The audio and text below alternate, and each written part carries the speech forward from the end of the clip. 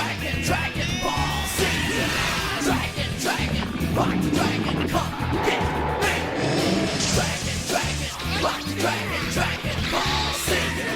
Dragon, rock the dragon, come get me.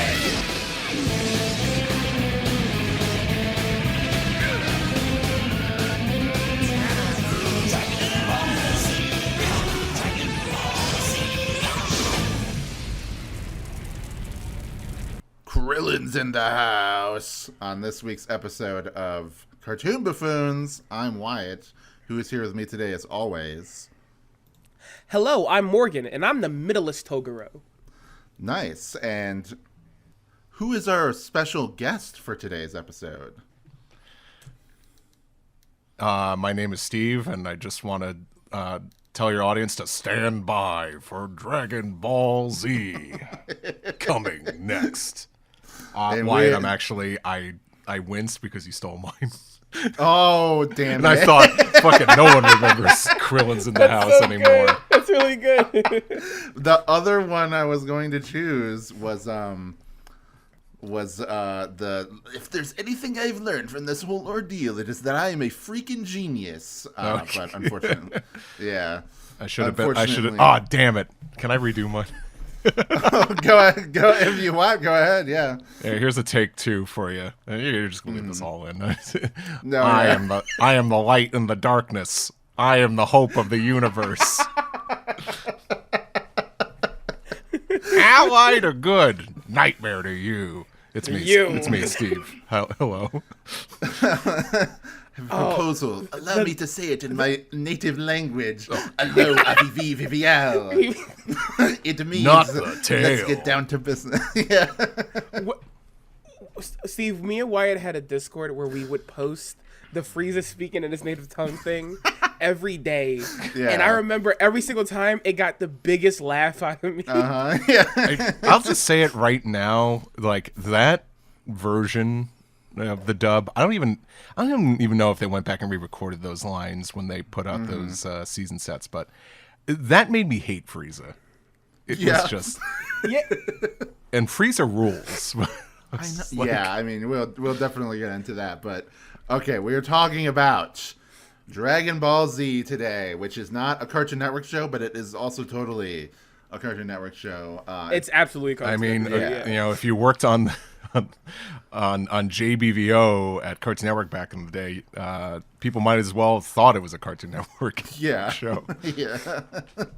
But we're probably going to mostly talk about just Dragon Ball in general, like the whole franchise. Like, we don't need to limit ourselves to just Z, but we're going to use that as a jumping off point, just because Z, like the early dubs of Z, were huge when we were kids. I mean, we were very young when those were airing, and then for you, Steve, you're a little bit older than us, so you were more of a like age of reason, watching it.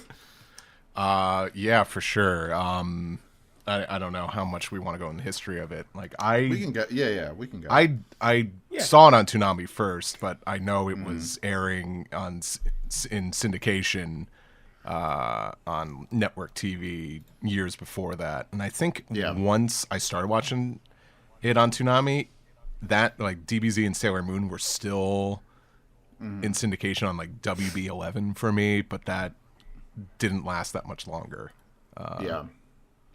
But long story short, that explains some of the insane amount of edits that the original the original dub of DBZ had, the Ocean dub, as real heads know, which I know both you know, but it's like I wonder like do people even know that existed anymore? I don't know, because whenever people think about old DBZ, they think of Sean Schimmel and whatever. Like, they think of the Funimation, which, I mean, the next time I'm on the highway, I'm driving behind someone with a holographic Super Saiyan Blue Vegeta sticker. I'm gonna like pull up to them and be like, "Hey, do you know what the Ocean dub is?" Yeah, do you know Brian Drummond? It's really an age thing. Like, I feel like once you get like younger than, like, I'm going to be like kind here, 26, you stop having a clue what the fuck the ocean dub is. Yeah. I would say. Yeah, like- I do remember it like it did air. Like I remember seeing Ocean Dub episodes in the 2000s. Like I remember seeing them on Cartoon Network still. Like I remember being like, why is like Vegeta sound different? You know, like because as a kid, you watch it and you think you're too stupid to understand that there's any discontinuity between the voices, you know, at least for me, because we were so young. And then when you go back, you're like so I'm used to like Boo era Vegeta and whatever, like that voice that he was hitting. So then seeing like early Saiyan arc episodes where Vegeta's talking, you know, and it's not what's his face, Chris Sabat, and he sounds like that. And I was like, this is weird. Yeah. It's more like the opposite for me when I was like getting into it, and then they're like, season 3 is finally coming out, and then I've heard that. And from oh boy, some people is that yeah, we'll talk about that.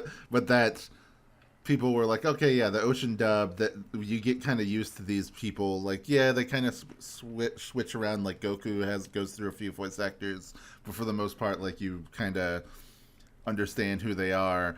And then as soon as it's like partway into the fight with Ginyu, switch over to all the new Funimation voice actors who've been doing it for years, and they're all terrible. Like it's just like fucking horrendous. Like right at the beginning of season 3. It's so because like they moved the recording production to Texas, which was, you know, where Funimation is located. Funimation now, Crunchyroll is located. Because so many early 90s shows, like kind of like your D-list shows, like your BKN kids shows, so much of the you know, of just like the voice recordings, like just everything, the voiceover was commissioned out to Canada and Vancouver, Ocean Studios, and like that was just like that talent pool was just such a staple of my childhood because I heard those actors in so many things.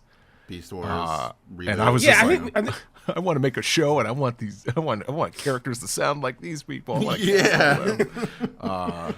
like that's just like I think the. Yeah, go ahead. I was gonna say, like, I think like the amount of times me and Wyatt like talking about literally even just any small cartoon as a course of us doing the show, we always go back to like those specific Canadian talents. Like like they were like the voices you heard so often. We just did Crypto Super. Yeah, and it's full. Oh, yeah. Crypto's fucking full of it. Yeah, and has, like Sam Vincent as Crypto and whatever, you know, like all those people. Mm-hmm. Like that would never happen. Yeah, it's just like that's. Yeah, it's such a bygone era now at this point. Yeah. Because I feel like even Canadian produced shows have like a pretty diverse cast. Like there are some shows that are like Teletoon or YTV or whatever that are just all Canadian people. I know they have like some fucking law or something like that where it's like you need a Canadian citizenship in order to voice act in a show that's like made for the country or like made in the country. Didn't that happen with Sonic Prime? It was something about that. Like I think so. Yeah, animated in Canada, so they had to use a Canadian voice cast.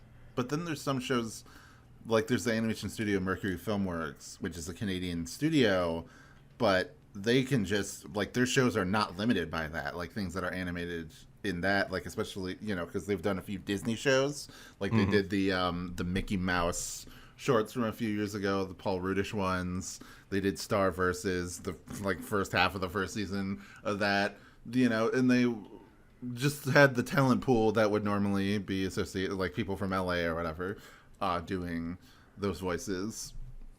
So it's very, I'm not entirely sure what it is, but I know I learned about that whole thing because with My Little Pony, Tara Strong, she voices the main character, and she has like a dual citizenship, so she's allowed to voice. Yeah. Even though she's like mostly known as an American voice actor, she was allowed to like go on and voice that, which is very strange. But it's kind of crazy you call Twilight Sparkle the main character she instead of is. Dropping her.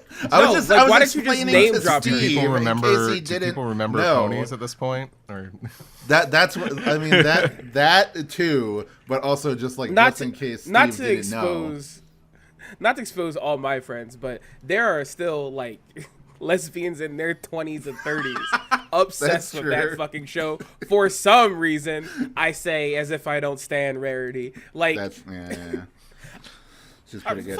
You don't me. No. I was agreeing with you. So the bronies are like have retreated. They're in hiding.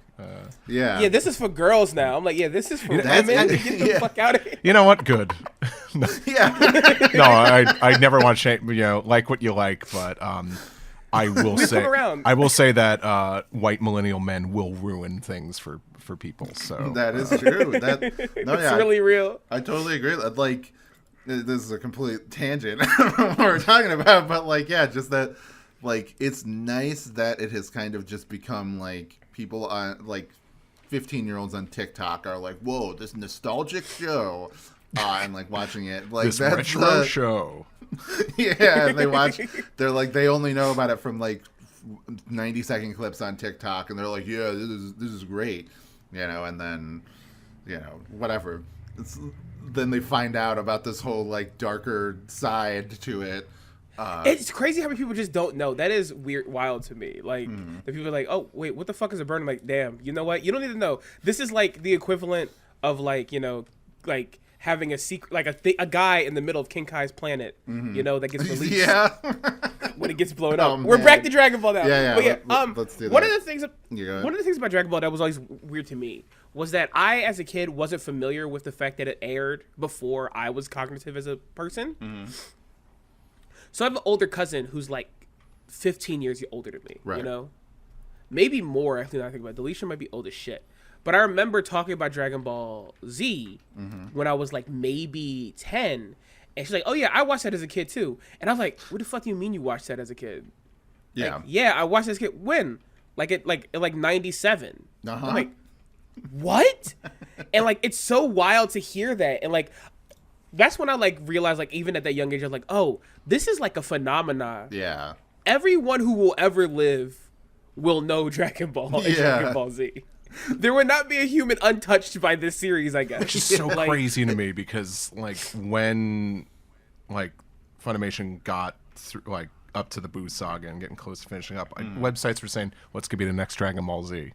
What's going to be the next Dragon Ball Z? And Dragon Ball Z. And no one, because, like, there, you know, nostalgia was a big thing back then, but at the time, it was really just, like, in terms of like nerd circles, it was like Star Trek and like 80s nostalgia. That was it. Yeah. Like no one could have predicted like this isn't going to go away. Like it definitely it petered out for a while. But then it you know it just came back with like you know like with this huge spirit bomb. And it's just now it's just like it's just ingrained. Like it's never gonna leave. Like there's just gonna be Goku shit forever. Yeah. I was gonna say in regards to like it being an older show, it is even more so than that because obviously like the Saiyan arc and everything that we're the most familiar with, that was airing in the 80s. Like that was like 89 was when like the tail end. Sure. Yeah. Like So. I guess it's 80s in the same way that The Simpsons is an 80s show. Yeah, like, it's like how I was born in 89 and I don't really think of myself as an 80s kid. Yeah, I was there for Rick Astley and Tim Burton Batman. Like I mean, we were born when the Berlin Wall came down. That was about it. And I wouldn't even consider myself a 90s kid, even though we were alive for 5 years, Wyatt. just because... No. You were absolutely a 90s kid, dude. But I don't remember much about... I don't have many formative memories that are like in the 90s other than like watching Beast Wars and Dragon Ball Z. That's 90s. That's 90s, dude. Beast Wars, that's 90s. Yeah. It's so hard because I think I might have astral projected as a kid. Because like What? I remember going, yeah, I remember stuff from the 90s, and my mom was like, no, you don't. And I'm like this. I remember Green with Evil, and my mom was like, there's no way you could remember Green with Evil. And like, what are you talking about? And I looked it up, and I'm like, oh fuck, I was not born. How the fuck do I remember Green with Evil on You television? probably watched and the I'm like, VHS tape or something. no, that's absolutely what it is. But I was like so adamant at like 10. I'm like, no, I saw Green with Evil happen. I saw Tommy's heel turn. And I didn't. Like, it's Big in 90s Kid's weird because you do mix up the early 2000s and like VHS stuff with it so hard that you form these memories of like what was happening. May I ask what Green with Evil is? That's the Okay, Green Ranger. it's the Power Ranger episode where Tommy turns evil. Like, he's just like a normal kid they go to school with. That's the initial Green Ranger episode. Yeah. Yes, yeah. Was it called Green with Evil? Yes. It was called Green with Evil. It's really bad. Yeah. Like, I think I'm getting that mixed up like- with whatever the stupid candle episode was. Oh yeah, that was later. That's like Yeah. That's when he's Yeah, that's when like- he's losing the greenness. yeah. Yeah. That's like, I think that episode is called, no joke, The Green Candle. Yes. Which I think is it's fucking God, Power Ranger rules. Like, Yeah. I remember Tommy, like, a couple I years wonder if this ago. episode's about Tommy. It has green in the title. Yeah. Go ahead, sorry. I just remember a couple years ago we were watching through Power Rangers, and whenever we got to Green with Evil, and there's like multi-episode storyline of Jason just like locked in a dark dimension with Goldar, just like fighting, just like a room with a fog machine in it. And they're just And that voice. And, yeah. oh, shut up already. God. Wyatt, didn't we talk scary. about... We did the Power Rangers movie. Yeah, Yes. and discussed God, Monsters. what was that, like 10 years ago? In this... Yeah, Jesus, that was probably. If we're yeah, talking that was about 2020. Tommy Oliver, I mean, I feel obliged to just do at least one. Screw ya! Yeah. That was probably 4 years ago at this point. I think that was 2021. So. Dude, honestly, that feels appropriate because I do think like that was the obsessions for me was like VHSs of Power Rangers and Dragon Ball. Yeah. Like that was like the way it was. I can't get like, no wonder every kid my age was kicking shit, no matter what gender or background. With the two most you want to throw a kick so bad shows on Earth are airing and you're watching them.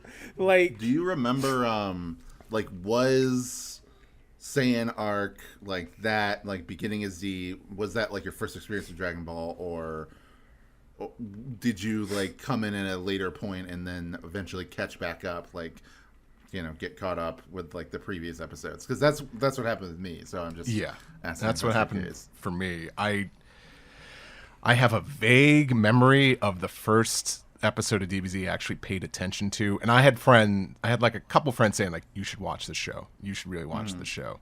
And I think at this point it's got to be Namek. It's not season 3 yet. Because I remember Yamcha training on King Kai's planet. Yeah. And I was getting confused by which one was Yamcha and which one was Goku. I think it's like a moment. Outfits. Yeah. And I was like, why do they look the same? Come on. But I think he might have been doing like a handstand on his index finger. Because that's like filler. I don't know, like, yeah. But that's like the first image I could remember. So that's like midway through the, like maybe even more than midway through the ocean run. For me, like I remember like early Namek. I think it was the fake Namek, like that arc might have been like the first thing that I really remember watching, like over at like a friend, like my dad's friend's house or whatever, like seeing DBZ. I remember that pretty vividly, and then like a little bit from, it might have been before season 3, like you said, so that's when they were like re-airing. They would just like, all right, we're doing up, blah, blah, blah, blah, blah. Goku's about to fight, Jason Birder, and then boom, bam, all the way back to Raditz. And they would just like repeat that over and over again for like months on end until eventually the story actually moved forward. So I think like it was during that period, like it caught maybe like a middle of Namek episode, and then it like reset, and then eventually like I became familiar with like Raditz and all of that stuff, and all the Gohan filler, and then all of the the actual meat of the Saiyan arc and everything. And then I remember as a kid having nightmares about Frieza. Like I vividly remember like being terrified of Frieza. Which is funny because Is it the like, same nightmare now- that Gohan has? Yeah, Your dad isn't coming back. He's a loser. I haven't seen that shit in years, but I watched that tape too many times. I'm sorry. love, Sorry if I'm just gonna interject with just. no, it's good. No, that's what this episode is. Like Yeah. that's totally fine. I think like I remember vividly. I know this had to have aired. You guys remember when they had like Tien and them training against like zombie Sans? Like Yeah. what the Sans would Oh do, yeah, right? the pendulum room. Yes, but yeah, I think that's like the vividest memory I have, and that's like stuff I haven't rewatched. I think I vividly remember that shit, and I also remember like Namek, but I do remember more so like seeing that first. Like I feel like I might have saw Garlic Jr. first. Yeah. I feel like I might have saw like Garlic Jr. and like his like umami pals. I don't know what else to call them because they're all Oh, their the names are Spice like that. Boys. Yeah, Yeah, this spice, vinegar, fucking Worcestershire. I don't know. But like, I remember though, like that's like the thing of the game. Like I remember like being there for the hype of like, oh shit, are we gonna see what happens with Namek? But what I really remember is like those weird magical guys. yeah. Like that's a lot of the stuff I remember before we get to Frieza. Yeah, And I 'cause can't remember if that's what I saw first or that's just like what digged itself into my brain the most. yeah. And those were originally exclusive to just airing on Rising Sun, which was the Saturday morning block. And I think they might have put it on the weekdays right before season 4 started, but Yeah. oof. Yeah. I have my go thoughts about that one, but we don't have to. Yeah, sure. Yeah, I guess we can kind of go like in Into the general show. in like as far as like Dragon Ball airing goes. I actually never watched like the original Dragon Ball like that English dub. Me neither. I'm not very Oh, wow. familiar with it. So I've seen a couple episodes here and there. Like I saw the 23rd Budokai and then the after weird arc where it's like Goku and Chi-Chi getting Oh. a dress, like the wedding dress arc thing after that. And I remember like thinking it was pretty cool because I was like, oh yeah, this is like before Z, so this is Goku, but it's the Goku kind of looks like he does at the beginning of Z, so it's like leading right into it. Little did I know that there was also like a shit ton of stuff before this, you know, like there's even more stuff going all the way back to, you know, Hunt for Dragon Balls and 21st Budokai and the Red Ribbon Army and stuff like that. I remember like vividly playing like Dragon Ball Z Tenkaichi Budokai 3 and like seeing like who the fuck is this devil guy? Yeah. And like that was like I'm like in boarding school. I was like, all right guys, let's boot up the YouTube. Who are these niggas? Yeah. And I just started like watching like a bunch like I gotta figure out what Dragon Ball was. And that's like when my first interest of like, oh, there was a show before this. Yeah. I've always knew that in like theory, but I was like, oh wait, there's like a real show. Yeah. Because Tenkaichi 3 put a bunch of Dragon Ball shit in it. And I was like, fuck, okay. Yeah, that's- which was pretty I should cool. figure this stuff out. And that's like the biggest shame about the I would say, yeah, the Western fan base, maybe like the U.S. and Mexico. I don't want to. Maybe I shouldn't speak for Mexico, but so many Yeah. people that aren't familiar with like a good chunk of the actual story. Yeah. Because it's you know, obviously it's when the anime decided to make the time skip stuff, you know, a new series rather than just continuing Dragon Ball. And yeah, and I don't know, like artist folk, they love the original Dragon Ball stuff more than the DBZ Yeah. stuff. I would say that is like a pretty common opinion I Yeah. see from like cartoon nerds and things online, of people being like, Absolutely. like, actually, I prefer Dragon Ball to Dragon Ball Z, and I'm like, they're both the fucking same. Like, that's my pretentious nerd thing, and I'm like, it's the same Yeah. manga. It's not. But you know, a different What's even worse series. is not everyone's read all the manga, and That's I'll be the true, first to admit yeah. That's I own all of it. I still haven't read the fucking Boo Saga yet. Oh, really? Okay. Yeah. That's interesting. It's. I I'm thinking the anime does add some good stuff, but for Oh, the a most ton. part, it's yeah. but for the most part, there's a lot of padding, especially like Yeah. the stuff at the beginning with the Great Saiyaman. That's good. Like that is like good additions with the anime. When Toriyama's like, I'm gonna try something different, and fans were never like, mind. Like 2 chapters. That's right. I can't clown on Western fans too much because I'm like, I think the Japanese fans wanted the same kind of shit that people are clamoring for. They did. I will dunk on Western fans a little bit. I'll always dunk on Western fans. I was just gonna say that real quick that like once you get to like Kid Buu fighting with like Yamcha or whatever in the afterlife, that's terrible. Like that is like garbage filler, later on that's just padding it out. It's just varied. The constant retconning of like of the rules of the world just gets frustrating if you are strictly an anime viewer, because you're told like, only a select few are allowed to keep their bodies, but then we see Bulma, Videl, and Chi-Chi with ghostly tails hanging out with Deborah, It's like, why did he keep his body? He's an evil man. Like, why is Frieza he has like in aura, every fucking bro. What do you filler mean? arc? Yeah, like Frieza is like, I'm here. Like, not only should he not. Why is Dr. Gero there when he's just a brain? Yeah, like Frieza was chopped into pieces and incinerated by Trunks. And of course, and then, obviously, you guys have probably seen Resurrection F, and then it's like what Toriyama actually views hell is. It's so inconsistent. You can't think about it. You just... What were you saying, Morgan? What was that? Yeah, I was gonna say, the thing is, I think Dragon Ball and Dragon Ball Z have this weird distinction that if you meet someone who only knows Dragon Ball, one, that's not a real person. I don't think that person exists. I think you're lying to me. But if you meet someone who only likes Dragon Ball Z, or Dragon Ball Z, and God forbid Dragon Ball GT, you are about to have the worst conversation in your entire life. You are about to have maybe the most aggravating words. You're gonna be like, you're a different species. You're gonna be this. I don't even think you're human. I think you're like something else created in a lab to piss me the fuck off. Truly, those people are bonkers, and I'm going to be mean to them right now. Just like, I just they don't listen to podcasts. It makes more sense. Just they go don't. away. They don't listen to podcasts. They don't read books. They don't.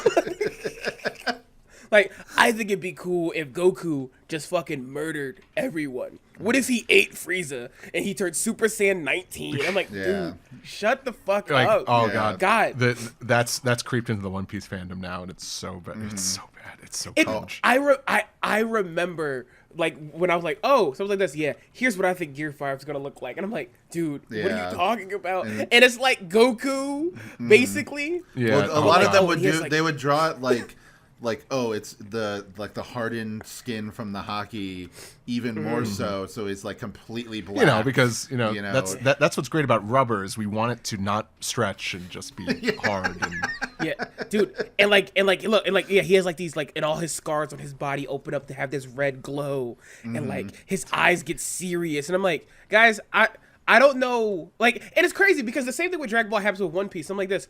What do you guys think you've been watching or reading for the last like 15 years of your life? Have you just been like closing your eyes and imagining a different thing? Because totally, this is wild. Like, like whenever, like, I don't see it too often, but if someone gets mad at One Piece for being a cartoon, and I'm like, what?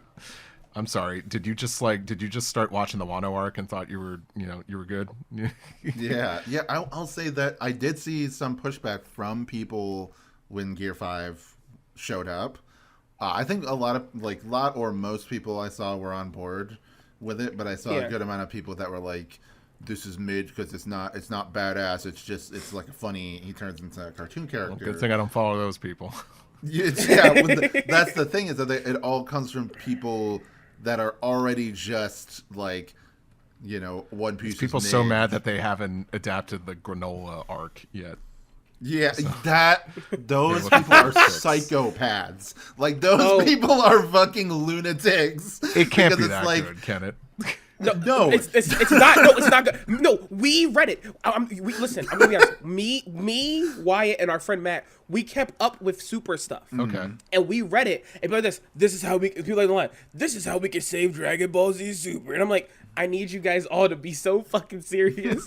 You're so weird. Like, just like, listen. He sets up the next ranking of power in the universe. He will bring about the next level of dynamic fights. I'm like this, dude. I'm gonna dynamically beat you with a shovel. What are you fucking saying? It was so funny to Dynamically when. Yeah. No, I was gonna say something dark. So Yeah. But I remember when Daima came out, I was like, oh, this is exactly what I want from like a Dragon Ball sequel. You know, it feels in tone with what I want. It feels like it's taking the story, like it's taking what was established in the Boo arc and then trying to build off of that. You know, so it feels like a natural continuation of that. Like there's a lot of elements I really like, and not to say that it's the only good post manga thing. Like we can talk about some other stuff that I find very good that have come after the manga, but that was the first time a show, like a series that was set after the manga, I felt very satisfied by as a fan of Dragon Ball, the whole thing, not just one or two parts of it. And like that's the thing, is like with Daima, yeah, I think that I'm not to say that it's a perfect show, but it's just to show how flawed, I guess, Super and GT were, in my opinion, as far as like they didn't really scratch the itch of what I think I enjoy personally about Dragon Ball, especially GT. Yeah. And I'm not gonna try to say GT is like significantly worse than Super or anything, because I will. Yeah, I've not. It's pretty bad. GT is very, yeah, it's really bad. Like, but but I have not seen enough of Super beyond like I've seen like a good amount of the Future Trunks stuff and the Tournament of Power, and that's it. Like I haven't seen any of the arcs before that. And I watched those two just like when my brother was watching it on the TV. I would like come in and be like, oh yeah, this is happening. Okay. Oh, the Vegito is here. All right. You know, etc. And I was like, oh, Jiren's the most boring fucking character ever designed in Dragon Ball. Okay, sure. But I recently watched through GT from beginning to end, and it was quite bad. I can't believe you're here to tell the tale.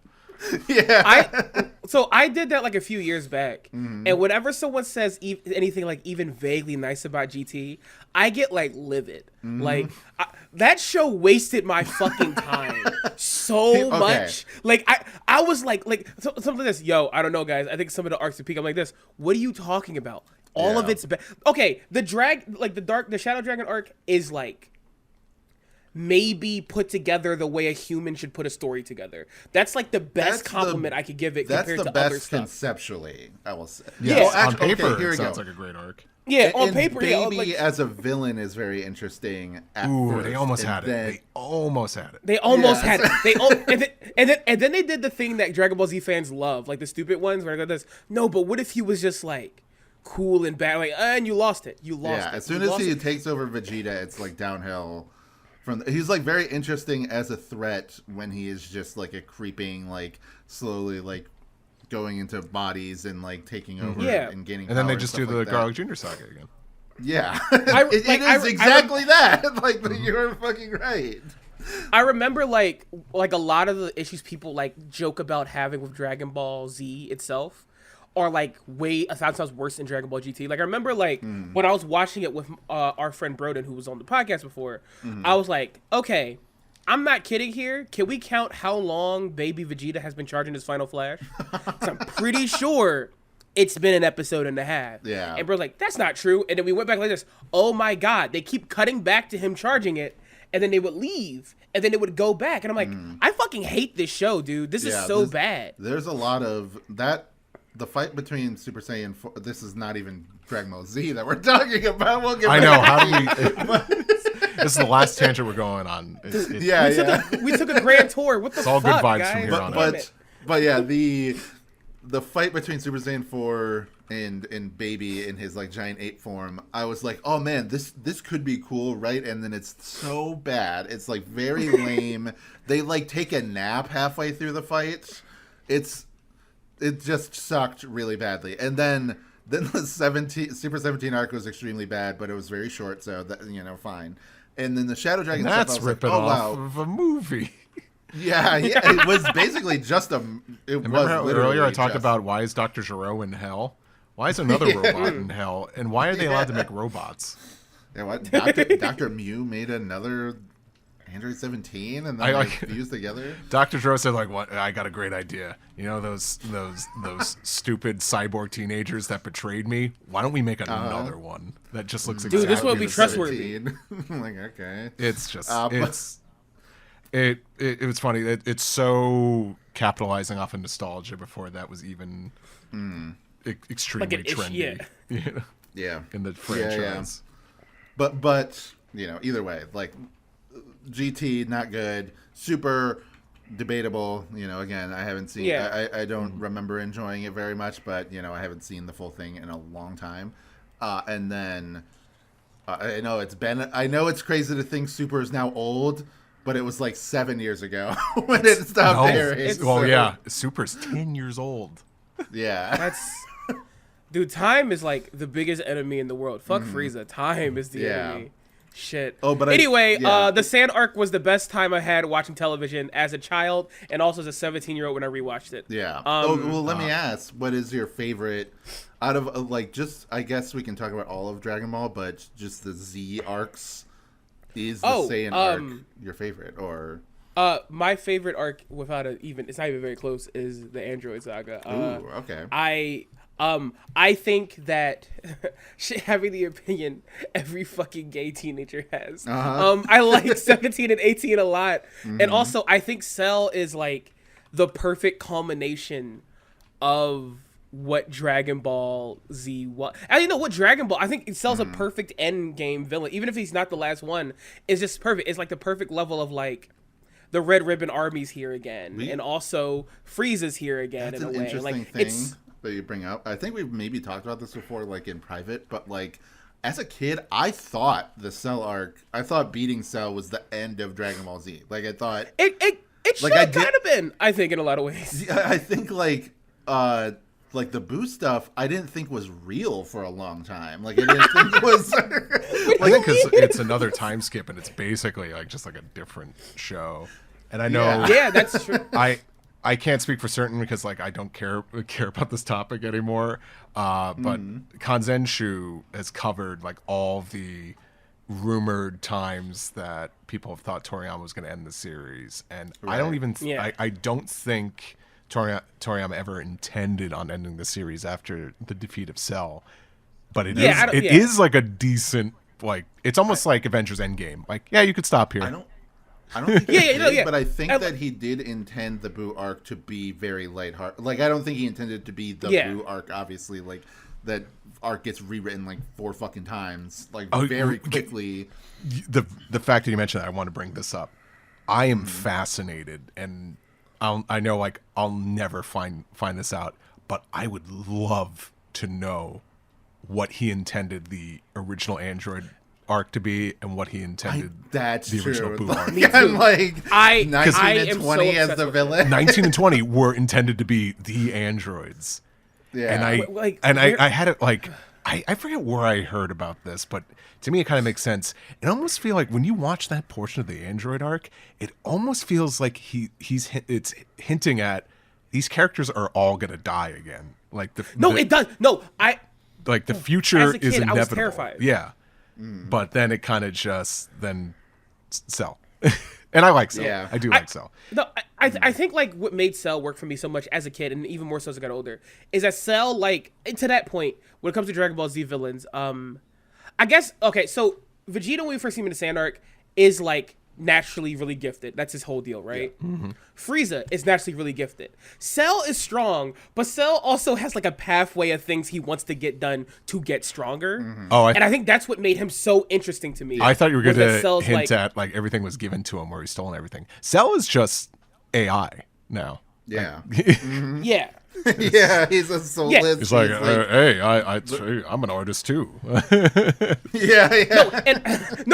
It's exactly that. Like he's like such a evil version of the idea of hard work, but he's not hard work. He was designed from the bottom up to get stronger. And I think also what makes it work so much is like not just the performance of like the dub, because it's weird. One of the rare cases I talk about this all the time, where a dub person is like, I'm gonna put my ass into this. I'm gonna put my fucking feet into this role real quick. Dude who's, but like I can't remember his name, but he's also Toguro in Damian Clark. Yeah, Yeah, there you go. I love. Also, I think Cell's like, for lack of a better term, crash out at the end is so good. That he's like, I love a villain who is like fake. I want to be challenged. Yeah, Or villain like this. Oh yeah, I want to be challenged. I want to like go against the best. And he goes, whoa. I'm losing. Fuck all of you. Yeah. Suck my dick. I don't want to do this. Like, it's such a fun version of like things I like about like Vegeta and Frieza and things I liked about like the Red Ribbon. Like it has a culmination of all the things that like I watched before, and I think Cell's just a really great villain for that. Also, I like the chunky little noise he makes when he walks. I like his little ankles that's the best. making the chink noise when he walks. Sounds like a Gundam. He sounds just like a Gundam. It's great. He has like Gundam. But yeah, that's type my feet, favorite. Like in his final form, like his feet are And he very vores like Gundam-esque. people. I will say, said that. if you have not watched Dragon Ball subbed at all, you gotta at least watch some of Cell to hear Norio Wakamoto. Yeah. Another fucking. That's why I can't hate on Cell, and I'm like, I don't know, he is entertaining though. Yeah. Like Norio Wakamoto as the Norio Wakamoto in general, just a very entertaining voice actor. I mean, he's also Shu in Yu Yu Hakusho. I know you like the dub of Yu Yu Hakusho, but have you seen it in Japanese? Yes. Or did that kind of I'm talking to Steve, not you. I'm always threatening like the next time I'm gonna watch the show, it's finally like Japanese all the way through. But as time goes on, I just get busier and busier. Yeah. And I know my heart's in that dub, but I do. Yeah. I was just thinking about this the other day. That's so weird. One of these days when I have some time, I mean, I could just put it on. I don't want to do the background watching thing, but I have seen the show a bunch of times at this point. But I think I want to pay attention to how different it is, because I damn well know that Yusuke isn't saying sorry we punked you in the Japanese version. It's very interesting, because in that case, they definitely punch up the dub quite a bit with jokes and things like that, Yusuke being a dick. But that's not to say that the original story or the original translation, or like the original version of it, is not unfunny. It is still like a very entertaining series. Like, and Yusuke is still very entertaining for all those same reasons, and same with Kuwabara and everything. And while we're on our 15th tangent, Uh-huh. about this. Another hot take, as the youngins call it. I think I grow weary of this consensus that Cowboy Bebop. It's like the dub is better. Now, while the Cowboy Bebop dub, for its time, an incredible dub. Sure. Don't fucking sleep on the sub. The sub is just filled with some of it's the pretty... greatest voice talent to come out of Japan. And Norio Wakamoto is about in Yu it. Hakusho, where I'm like, dub is good. Do not get me wrong, but the Japanese performances are also really, really good. So it's like, don't say like, oh, this is better. Like, it may be better in the sense that you can connect to it more because you understand the language, and they're kind of adapting it a bit to be more for Western sensibilities. So like I get that. Like, I have no problem with that. It's just me personally. If I'm watching an anime, I prefer just to watch it in Japanese, because it's the original intended version, not necessarily because I think it's superior, but it's just like I feel like it would be unfair to like rate it based on that. Though there is some examples of things where I've only seen the English dub, like Dragon Ball Kai, the redub of Z, like the re-edit thing that they did of Z back in like the mid 2000s or whatever, or like mid 2010s. I can't remember. Like late 2009 is when that started in Japan. Yeah, but I remember being like hearing Frieza and being like, oh my god, they nailed it. This actually does sound very similar to Ryusei Nakao, and all the other voice actors like came and redubbed the scenes, and it felt a lot. This was when I was super pretentious manga lord, When? What was that? No, you're not like that anymore. No. Swear. No. I'm not saying I'm not like this now. I'm saying that's when I became this monster that I am today. Was in high school, when Kai was airing, and I was like reading through the manga. I'm like, yeah, this is the superior way to experience the story. Still believe that. I'm 30, and I still do think like when I think of Dragon Ball, I think of the manga first. Then I'm like, oh yeah, the anime, which is why it's like. Kai has its flaws for sure, but I that think was so, yeah. I was also like just like you. I as a kid, as a 10-year-old, I knew I'm like the dub could be so much better.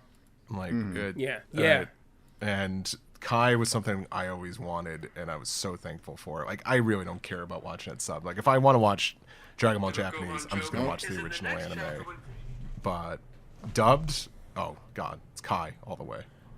I'm like showing a saint level of restraint, not singing Vic Mignogna's shitty Dragon Soul. Yeah. Like, well, if you bought the Blu-rays, there's like 5 other versions, so you don't have to. Yeah. I should be canonized the way I'm not doing that right now, because like I watched part of Kai and I couldn't, because whenever he started, I like got so belligerently angry. I'm like, I hate this motherfucker's voice so bad. Okay, so but no, it is good. Yeah. So to go through, I guess let's get back to Z. Yeah, I'm gonna say Steve. Steve, what's your favorite? Yeah, favorite arc of. You can just say the entire run of the series, or you can focus on Z. I love everything. I realize I've had a hot take brewing in my mind for a while, but I'm just not cut out for this hot take economy on social media. I think when I was younger, I would have said Android Cell Saga, because I'm like, multiple Super Saiyans, Trunks is there. Yeah, this is like, this feels like the peak. It's like, okay, like Dragon Ball has finally like reached the top where it's like the possibilities are endless, and because that's what I wanted. I couldn't wait for Dragon Ball to get to that on Cartoon Network at the time, or just on home video releases. But in hindsight, I think Saiyan Saga is the peak. I agree. And my hot take is I think that is your best main cast of Dragon Ball. Yeah. It is. Yeah. Like there's balance there. It's Yeah. you got Goku's your lead. He has his timid son. He has his best friend who's the, almost kind of like a sidekick, but he's just like underdog. Yeah, but still is able to like get in a couple good hits here and there. You got the enemy turned ally with Piccolo. Yes. Like, yeah, it's like even though I go like the Saiyan Saga, I mean the Android Saga is my favorite. If you ask me what's the best song, I'm like, oh, it's the Saiyan Saga. And I don't think I think about it long either. I think I said this to Wyatt before. I'm like, no, I think that's like when that's the thing you see as like a young kid and you go, I want to be a mangaka. Like that's the thing you read and it makes you want to do that. Yeah, I mean the art is unbelievably good in that. Yes, story and I think too, just the story is the best because every event leads into the next thing. I think in an interesting way. Saiyan Saga starts with the introduction of Saiyans and Goku's an alien. Like holy crap, what does that lead to? Piccolo becoming an ally.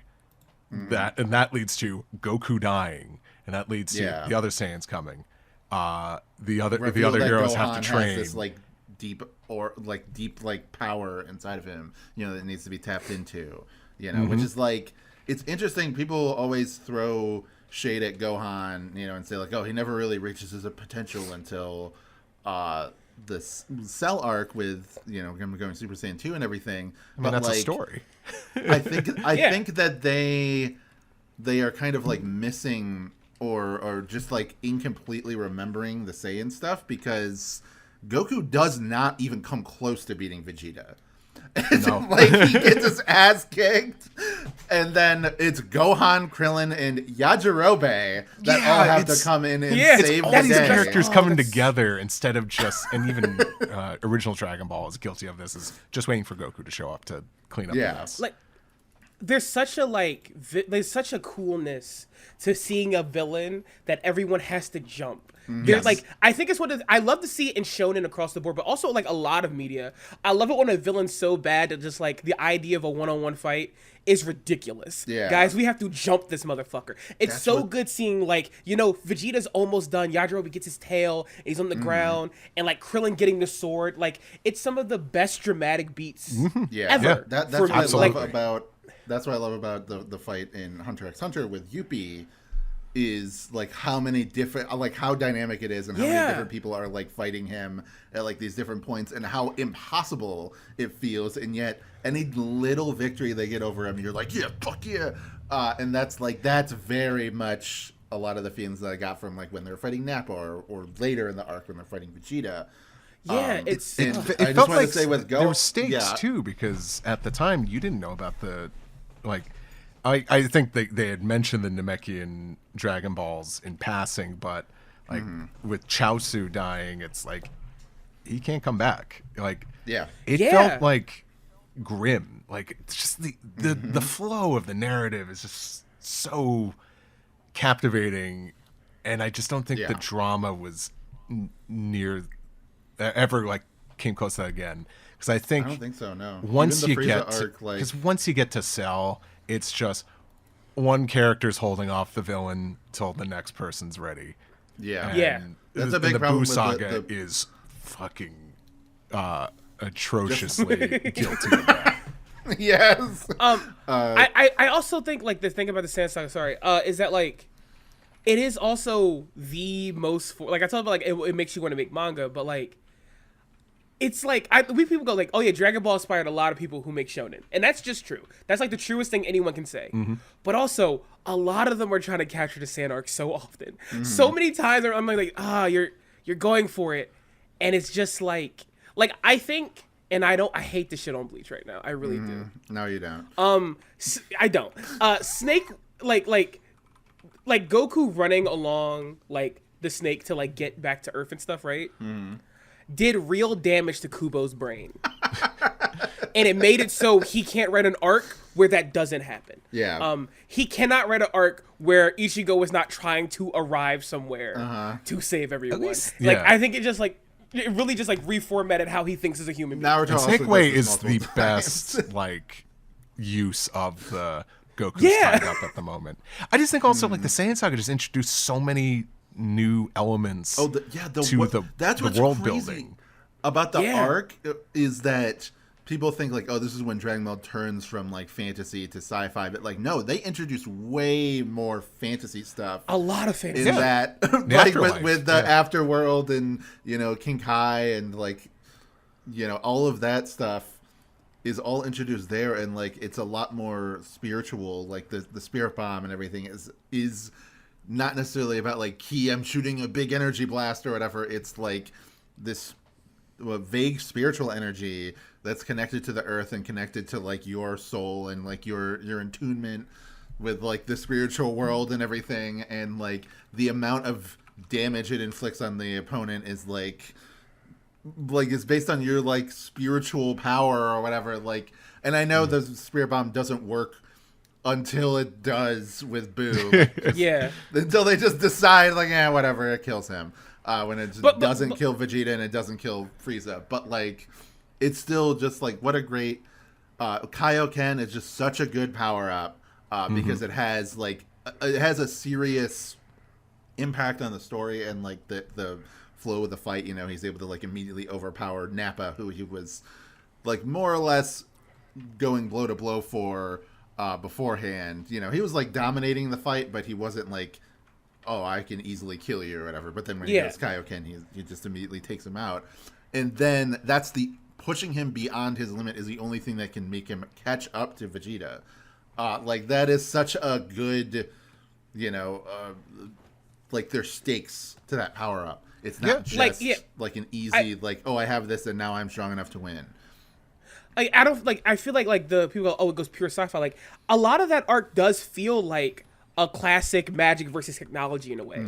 Like even the way like Vegeta views strength and like the darkness that is power levels. But like having like this hard idea of like, oh, these are power levels, these are like our assigned places, the technology the Saiyans and stuff have, while Goku is like literally in the spirit world making his way back and uses the spirit bomb. Like there's like a lot of this like clashing of like, like, it feels like they wanted to reestablish like, Goku is a Saiyan, but he's not like a Saiyan. He still is like connected to the mysticism and stuff that we have here, and it's so cool. It's so fucking. And sick it's a shame we've kind of lost that. He used to just fully, It's like I was like, well, I'm just a battle hungry Saiyan now. It's I like when he's just like, I'm not a fucking sailing. I'm just like my favorite, like one of my favorite moments is actually when he does accept his heritage, but not in the sense that it's like finally he's embracing being a Saiyan, but just like it's a really cool gesture from Goku after Vegeta's killed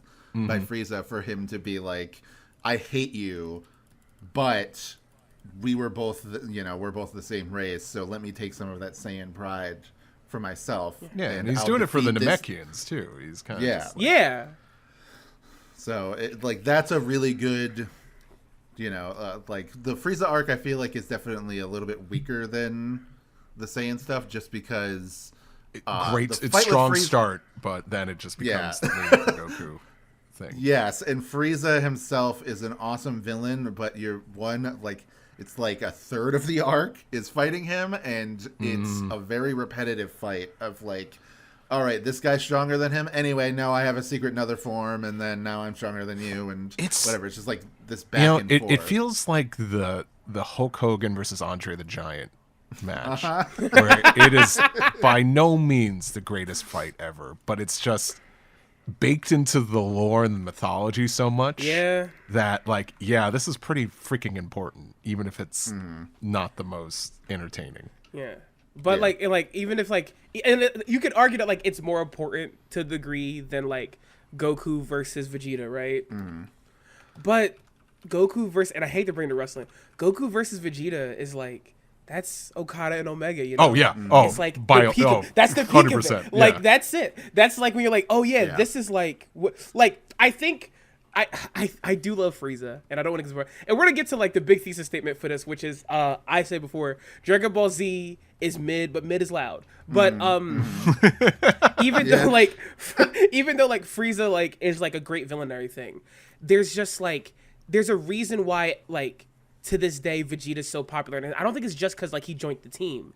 There's something about the connective tissue of how the arcs go and how they're written and how they're introduced to each other and the moments they have in every single arc that makes Vegeta and Goku so good as two characters. I think even when I don't like an arc like the Buu Saga, the moments those two have can really make me go, fuck, wait, this is what I love about this series. The Goku Vegeta rivalry is easily the best part of the Buu Saga. For sure. Yeah, it is. At least I'm thankful that arc eventually came around to that, because I think that is the most captivating stuff of that portion of the series. Yeah. Hard agree. Because my favorite fight in the Buu arc is Gotenks versus like Super Buu, but I won't even pretend like I'm like, oh yeah, Gotenks, what a great character, like he's just, it's Goten and Trunks, which are very entertaining characters, but they're not three-dimensional at all, even to the point where like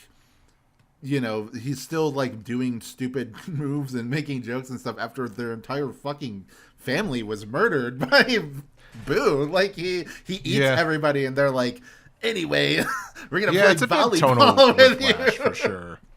I mean, I don't know, before we talking about Vegeta again, I will say I another reason why Saiyan Saga I like so much is I think I enjoy Vegeta the most. I like him when he's this Weasley fuck. It's my favorite design for Vegeta. Like I wish like Frieza arc is my favorite time for him as a character. Like I just think that he's like the most compelling part of that arc. Oh yeah. On a character level. He's also super funny. Yeah. He's also very funny. Just like, no, they're alive. Like, hold on, let me step on this motherfucker's windpipe really quickly. It's so funny. He's just like, stomp. Yeah.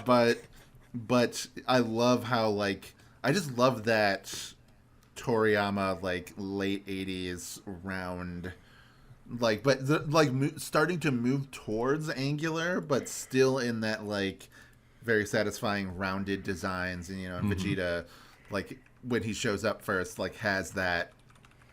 He just feels very cute almost. Yeah, he's like very cute. But it's also like that's what's scary or disarming about him is that he feels like a very fresh-faced boy, but he's kicking everybody's ass like to an ungodly amount. And then, like I said, Goku tries everything, cannot beat him.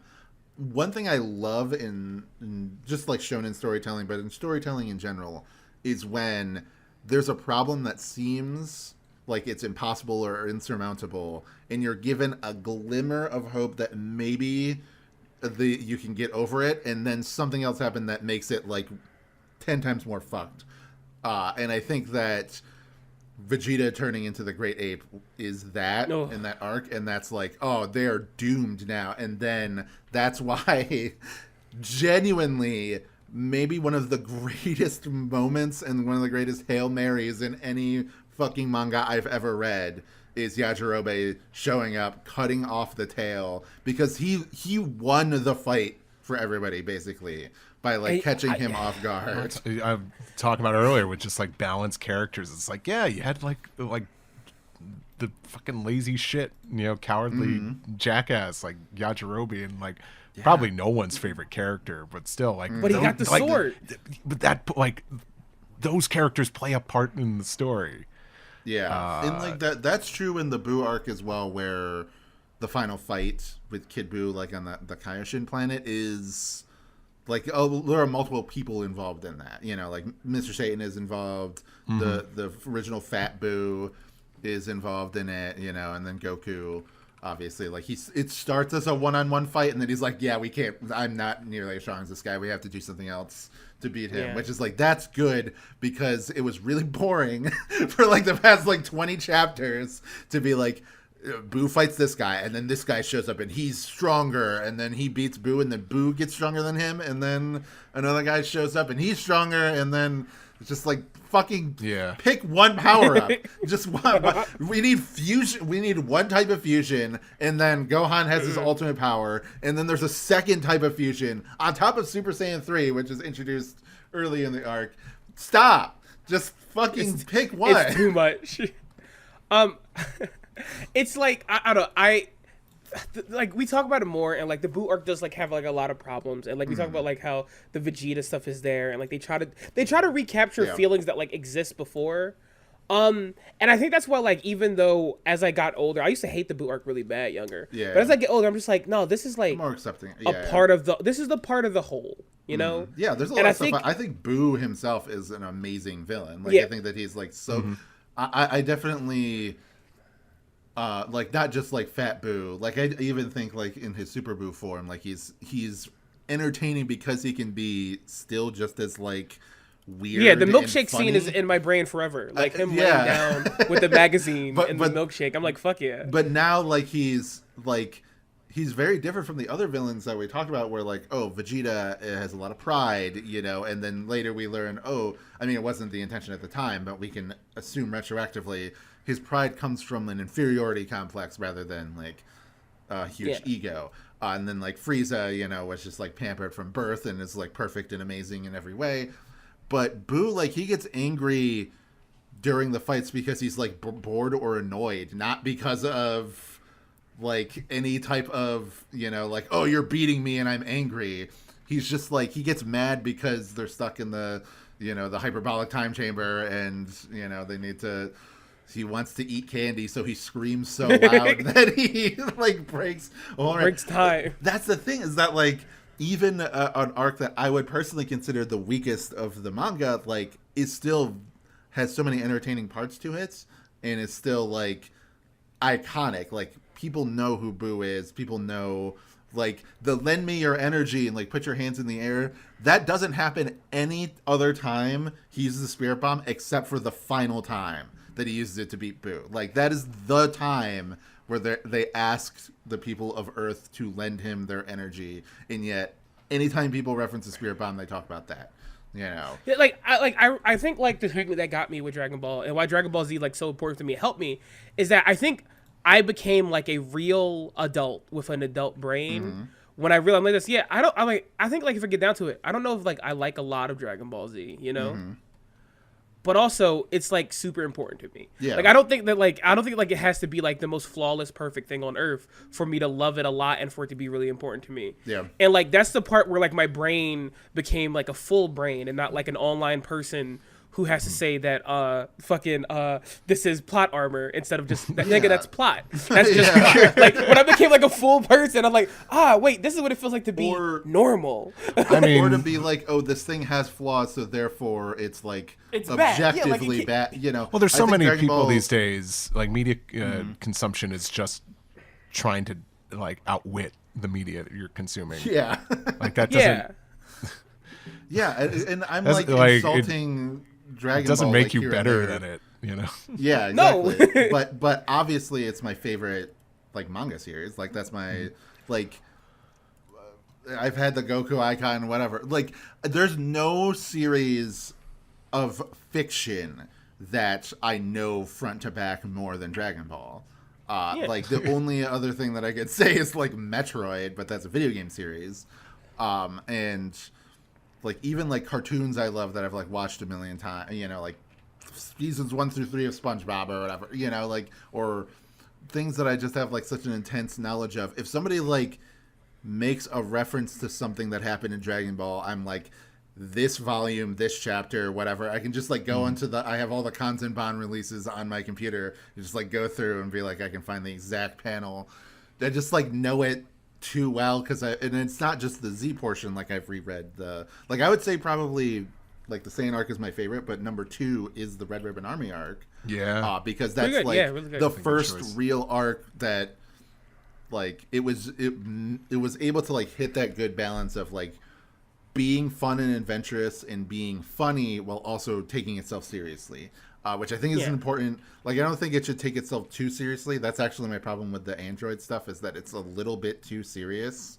And then maybe Boo goes too far in the other direction, but you know, whatever. And the one thing I like about, you know, I think I just had a thought, like I've had this thought about the Boo saga over the years. Like it truly feels like the hubris of Dragon Ball.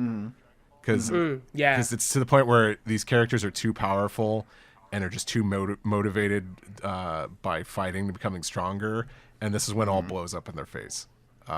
Which is very entertaining, and it's like, humiliating because it's a comedic, adversary, and that's why I kind of appreciate it. I think it's like, you know what, it's not a terrible way for this series to end, because it's like, hey, we really fucked up by kind of just focusing on just trying to be, you know, meatheads and be the strongest, super whatever. I think a lot of Battle Shonen could do with an injection of that somewhere, actually. Like, just a little bit. Just like, let's inject that just in one spot. I think we should talk about specifically, do you guys have any Dragon Ball Z nothing character you think about a lot? I know this is very specific, but come on. I think about PyCon every day of my life. Like, I think we might have the same one, actually. Like, I think we've discussed this on social media before. I think it's Kiwi. Oh yeah, Kiwi's really okay. So mine's PyCon because he sucks. But if I had to pick one who like legit rules and is funny, it's Kiwi. Yeah. Truly the funniest goddamn beef with air quotes beef with Vegeta on Earth. It's so good. Like there's if anybody doesn't know, there's a YouTube channel that's very good called Myster Fusion, who does a series called Dragon Ball Dissection. Oh yeah, I watch their stuff. It's very not a like a well-known channel, obviously, because it's definitely for the I don't want to call them a snob, but it's for the it's for the snobs, and maybe it was where you know, like when I was getting really into the manga, it really helped to like supplement my experience, like after I read through the whole thing, being like, oh, I found this series. But I want to point out that they brought up at the beginning of the Frieza arc, when we're introduced to Kiwi, that Kiwi has the same power level as Vegeta did, like at the beginning of the Saiyan arc. So, and they say, like, Kiwi looks like a shitty mook. He could have come to Earth and fucked up everybody just as hard as Vegeta did. And that's awesome. That's awesome. Like, that is like such a good point. Like that doesn't make me be like, oh man, hyping up Kiwi. It's just like such an interesting part of the world building that like Vegeta actually is not very strong as far as like in the grand Which is scheme of crazy. things. It's the Yeah. I think that's when power creep was a little more interesting, at least, because it's like, oh wow, Absolutely, yeah. it's really I think it goes out way Like, too it's- far with Frieza being like, Yeah. my power level's over 1 million, but like the Ginyu Force and like Zarbon and Dodoria and all those people being like, you know, like, oh, their power level's like 40,000 or whatever. It's like, oh shit, that's way super high. As soon as Frieza tells Nail, oh, my power level is 530,000, and then Nail like, should have been like, transforms- what the fuck does that mean? No, yeah. like I think like the Kiwi like telling the power level and also Goku still beating the Ginyu Force, that should have been the death of power levels. Like in like a Yeah. narrative sense. And I feel like that was kind of the point to some degree. Yeah. But like it's been lost on every human alive. Yeah. People still like every are like, single one. oh, Super Saiyan 2 is a 100 times multiplier to the power level, and then Super Saiyan 3 is a 200 times. I was like, no, they're not. Yeah. They're just And the Cuts next To strongest future power. Trunks killing Zamasu and Dragon Ball Super, and people are pulling their fucking hair out.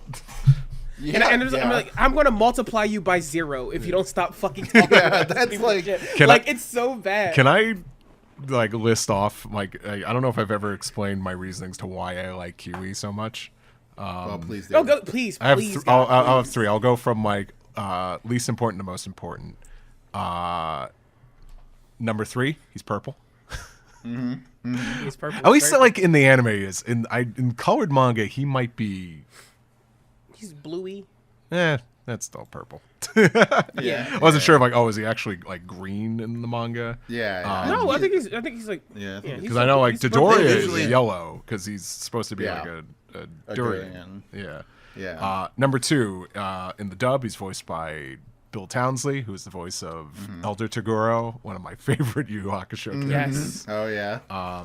But number 1, because back in 2000 on the Cartoon Network website, they had this little kind of not much of a flash game, but just a flash experience called Cartoon Orbit, where you can make your digital room and just fill it with little PNGs of Cartoon Network characters that you can unlock.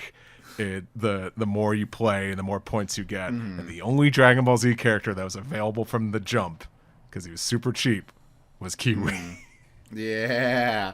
I think another one I really like is number 19. Oh my god, dude! Stop stealing my 19's answers. so good. 19's so good. He is so creepy. Like he's just Yeah, like such a good he's design. unique. Like he's not And badass. I was get like, it. and I was genuinely as a kid, I was horrified by the absorption. I really wish that they kept that with the other androids. That it wasn't just 19 and 20 Yeah, that had the like Shout, energy shout out absorption. Super 17 for having it. I'm sorry.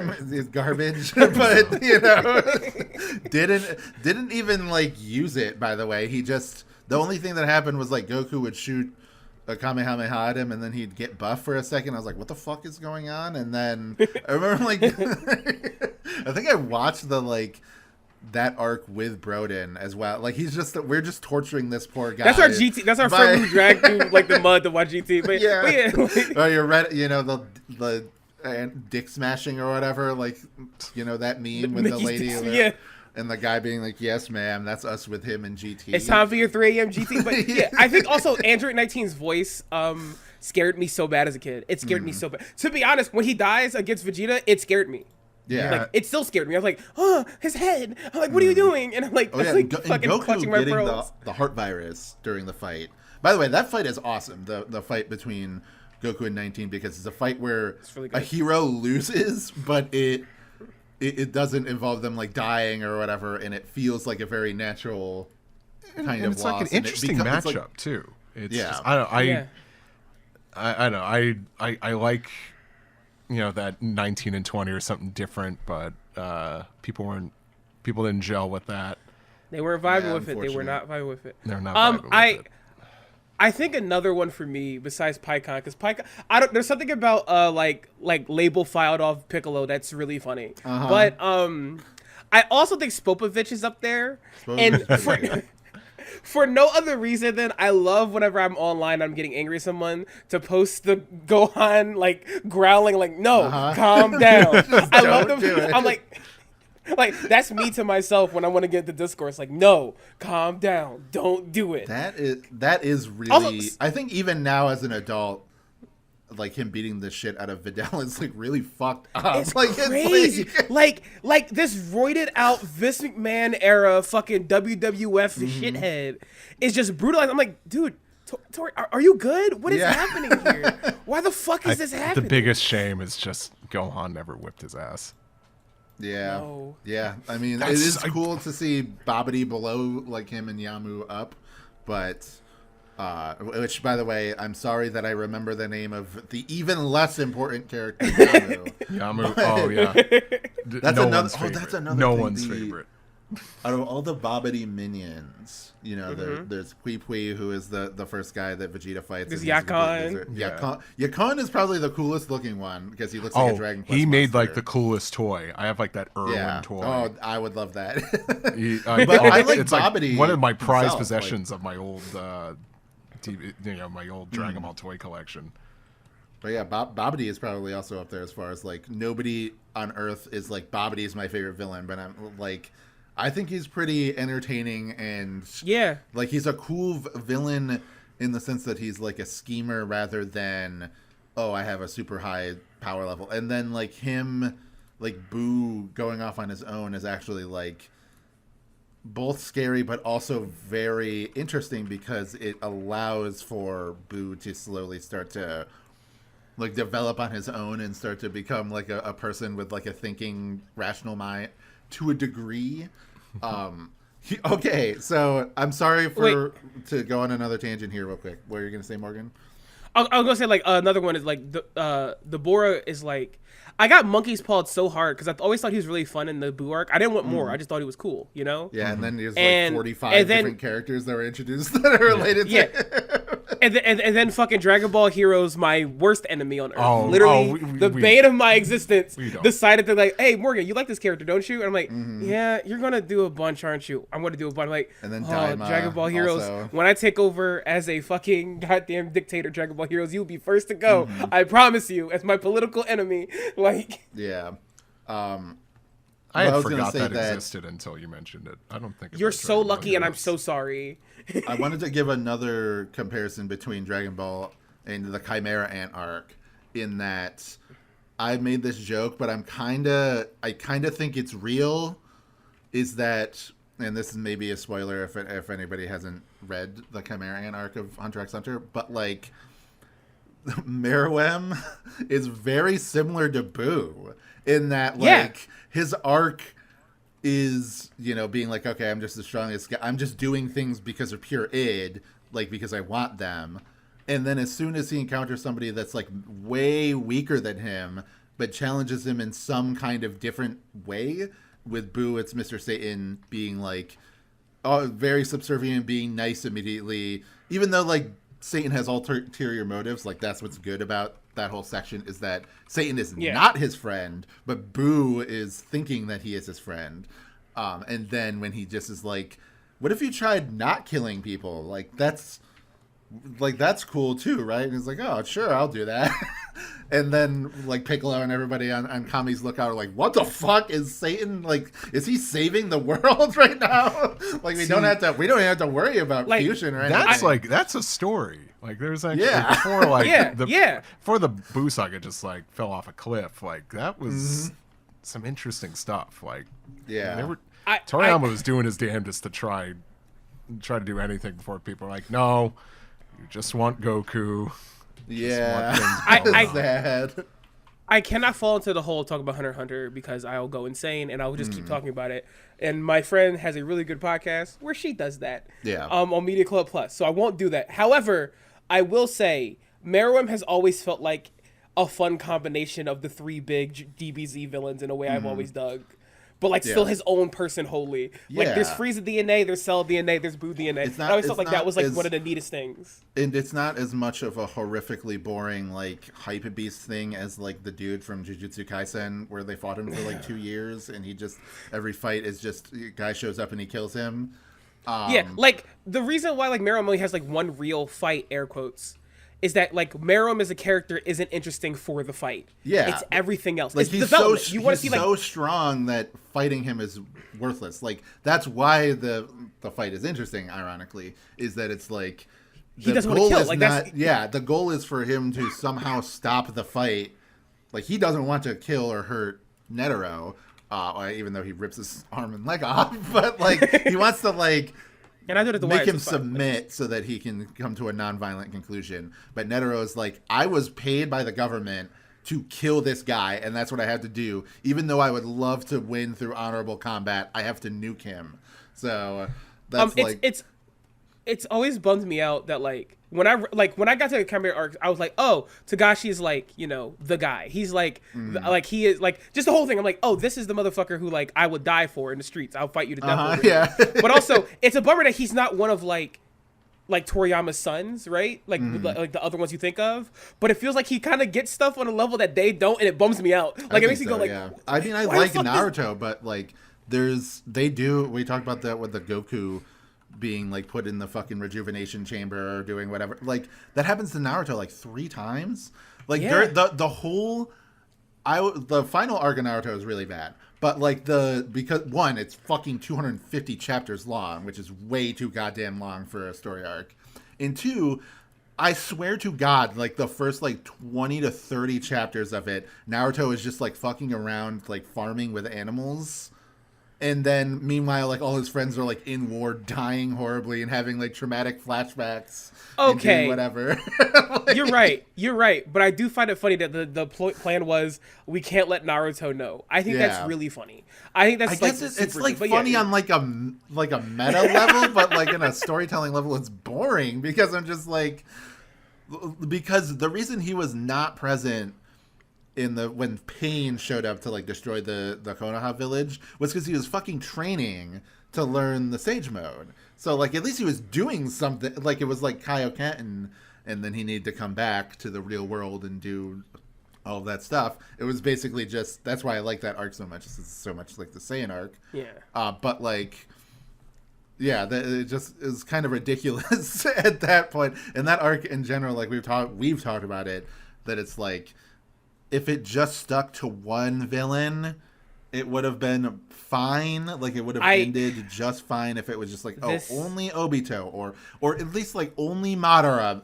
Even I'm begging you, don't introduce Kaguya and don't have the fucking final fight be Naruto and Sasuke for no reason.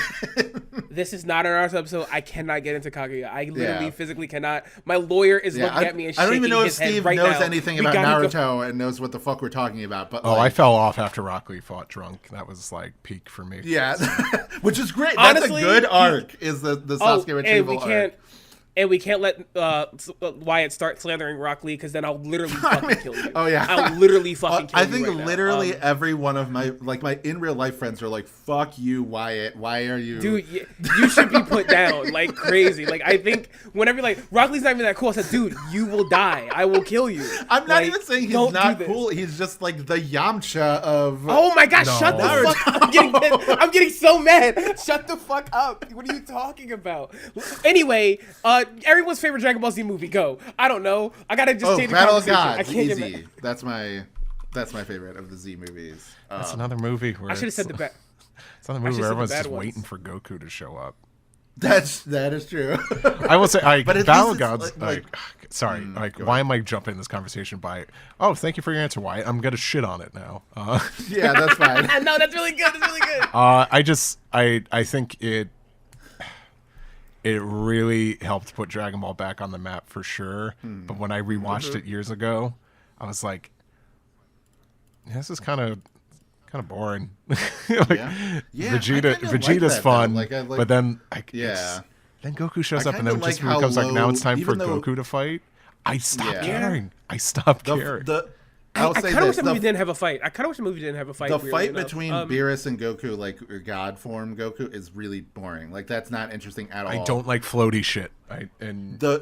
By process elimination, I think you're gonna start to figure out what movie I'm gonna probably pick. But yeah, well, I'll say that my favorite part of that movie, like as far as like an action For the most part, like I just like all the character stuff, and it reminded me a lot of Yo Son Goku and His Friends. If you've ever seen that, like it felt like a sequel or an expansion to that because it's pretty much the same plot. Yeah, it has like a lot of except for in that case the Abo and Kado, the two like Frieza soldiers that come down, like they actually do suck. Whereas Beerus, like he is really powerful, but I like that. I like that because Dragon Ball is always about there's always a bigger fish, you know. Which I know is true for all of Shonen, but Dragon Ball specifically focuses on that thematically from very early on, with like Master Roshi telling them before going into the tournament that like there's always somebody stronger than you, and you want to like impress that in on Goku and Krillin. But oh, by the way, I will say this as far as like being a pretentious, like Japanese and manga, you know, whatever centric. I just say Krillin because even I am not nerdy enough to say Kuririn consistently. You know, like I'm just if a white person said that to me, I think I would kill. Like I think I would do a destructo disc on them and call it that also. Like I'm you mean fine a Kanzon? Yeah, no, like, fuck you. Like I would that's what they say before they die. Before they die, they say that. I will say like Kanzan or Kikoho or whatever, like the Japanese names for moves. And like Tenshinhan or whatever instead of Tien. I do say Tenshinhan. But I don't mind. I don't mind people that use the English terms, obviously, because that's what I know what they are, and I grew up with them as well. And Krillin specifically is so petty if anybody gets angry at that, because you know how the Japanese would pronounce the name Krillin, Kuririn. That like they would just say it the same thing. So like whatever. It's a good translation. It works way better for like English. Like the brain and everything, like it's easier for us to pronounce it. It's the same phonetic thing. It's just it's fine. I know that the kuri part of it is for chestnut, so we kind of lose that joke, but who fucking cares? It's fine. Kuririn. Oh God, like it sounds forced. It's like me trying to pronounce. It sounds so forced. It's like me trying to say Goku instead of Goku. Yeah, like you could hear me take a breath. You hear me taking a breath before I say Goku.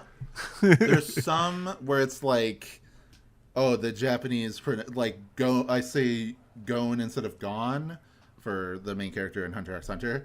But that's just because it's like I actually do think Gon is easier to say or to like emphasize than Gone. Gone. You know, God, so that sounds so American. Gone. Yeah.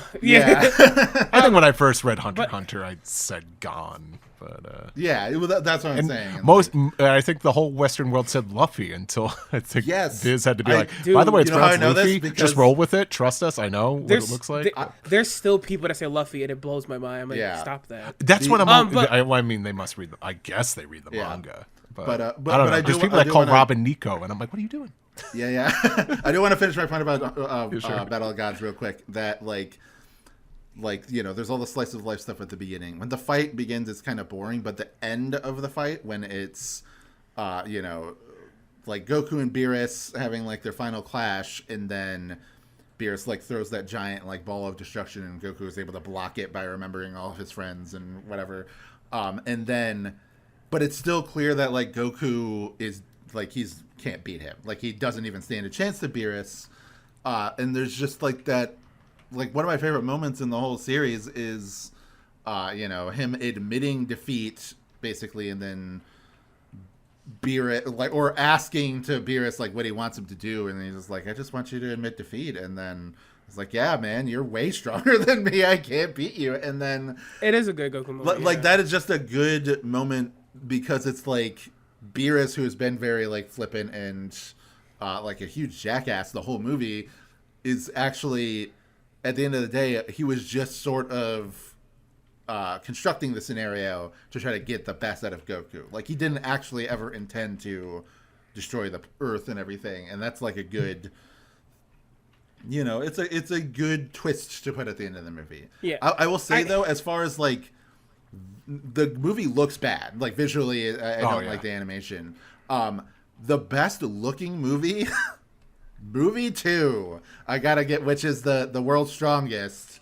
Holy fucking shit.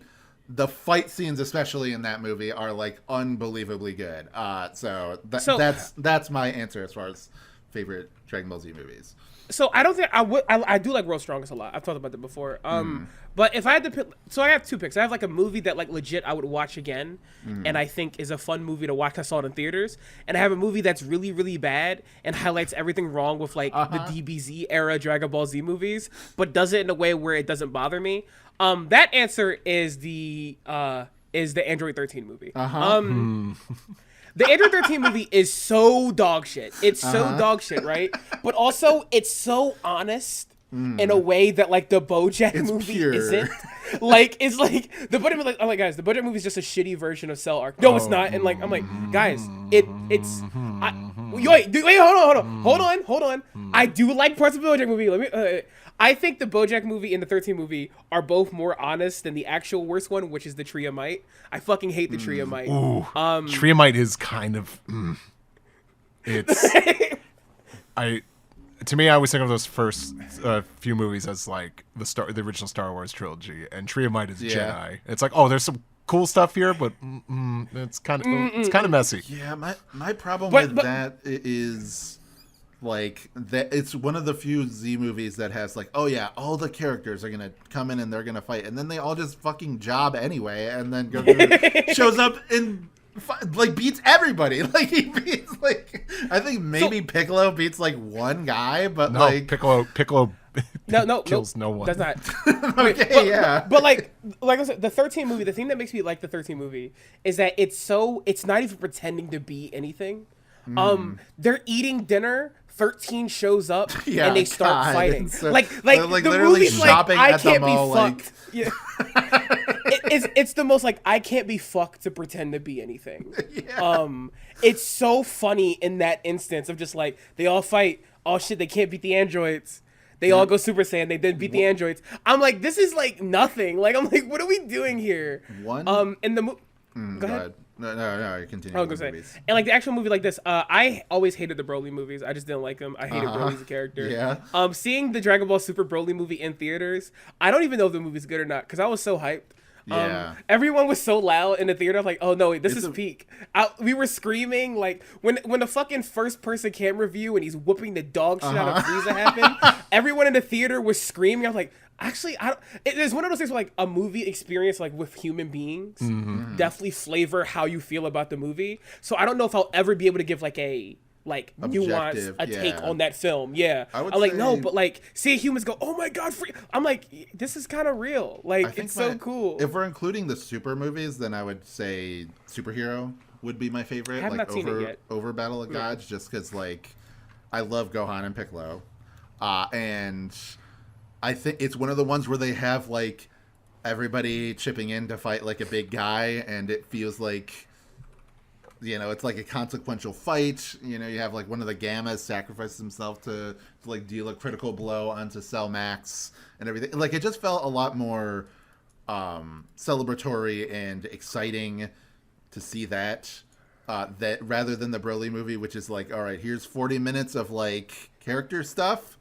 and like Dragon Ball minus, you know, and stuff like that. And then here's 40 minutes of people beating the shit out of each other. So one of them is hand-drawn animation.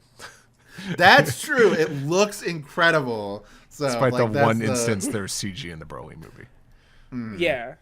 But I think if I sat down at home and tried to watch a movie, I'm like, oh, this is a lot of fighting.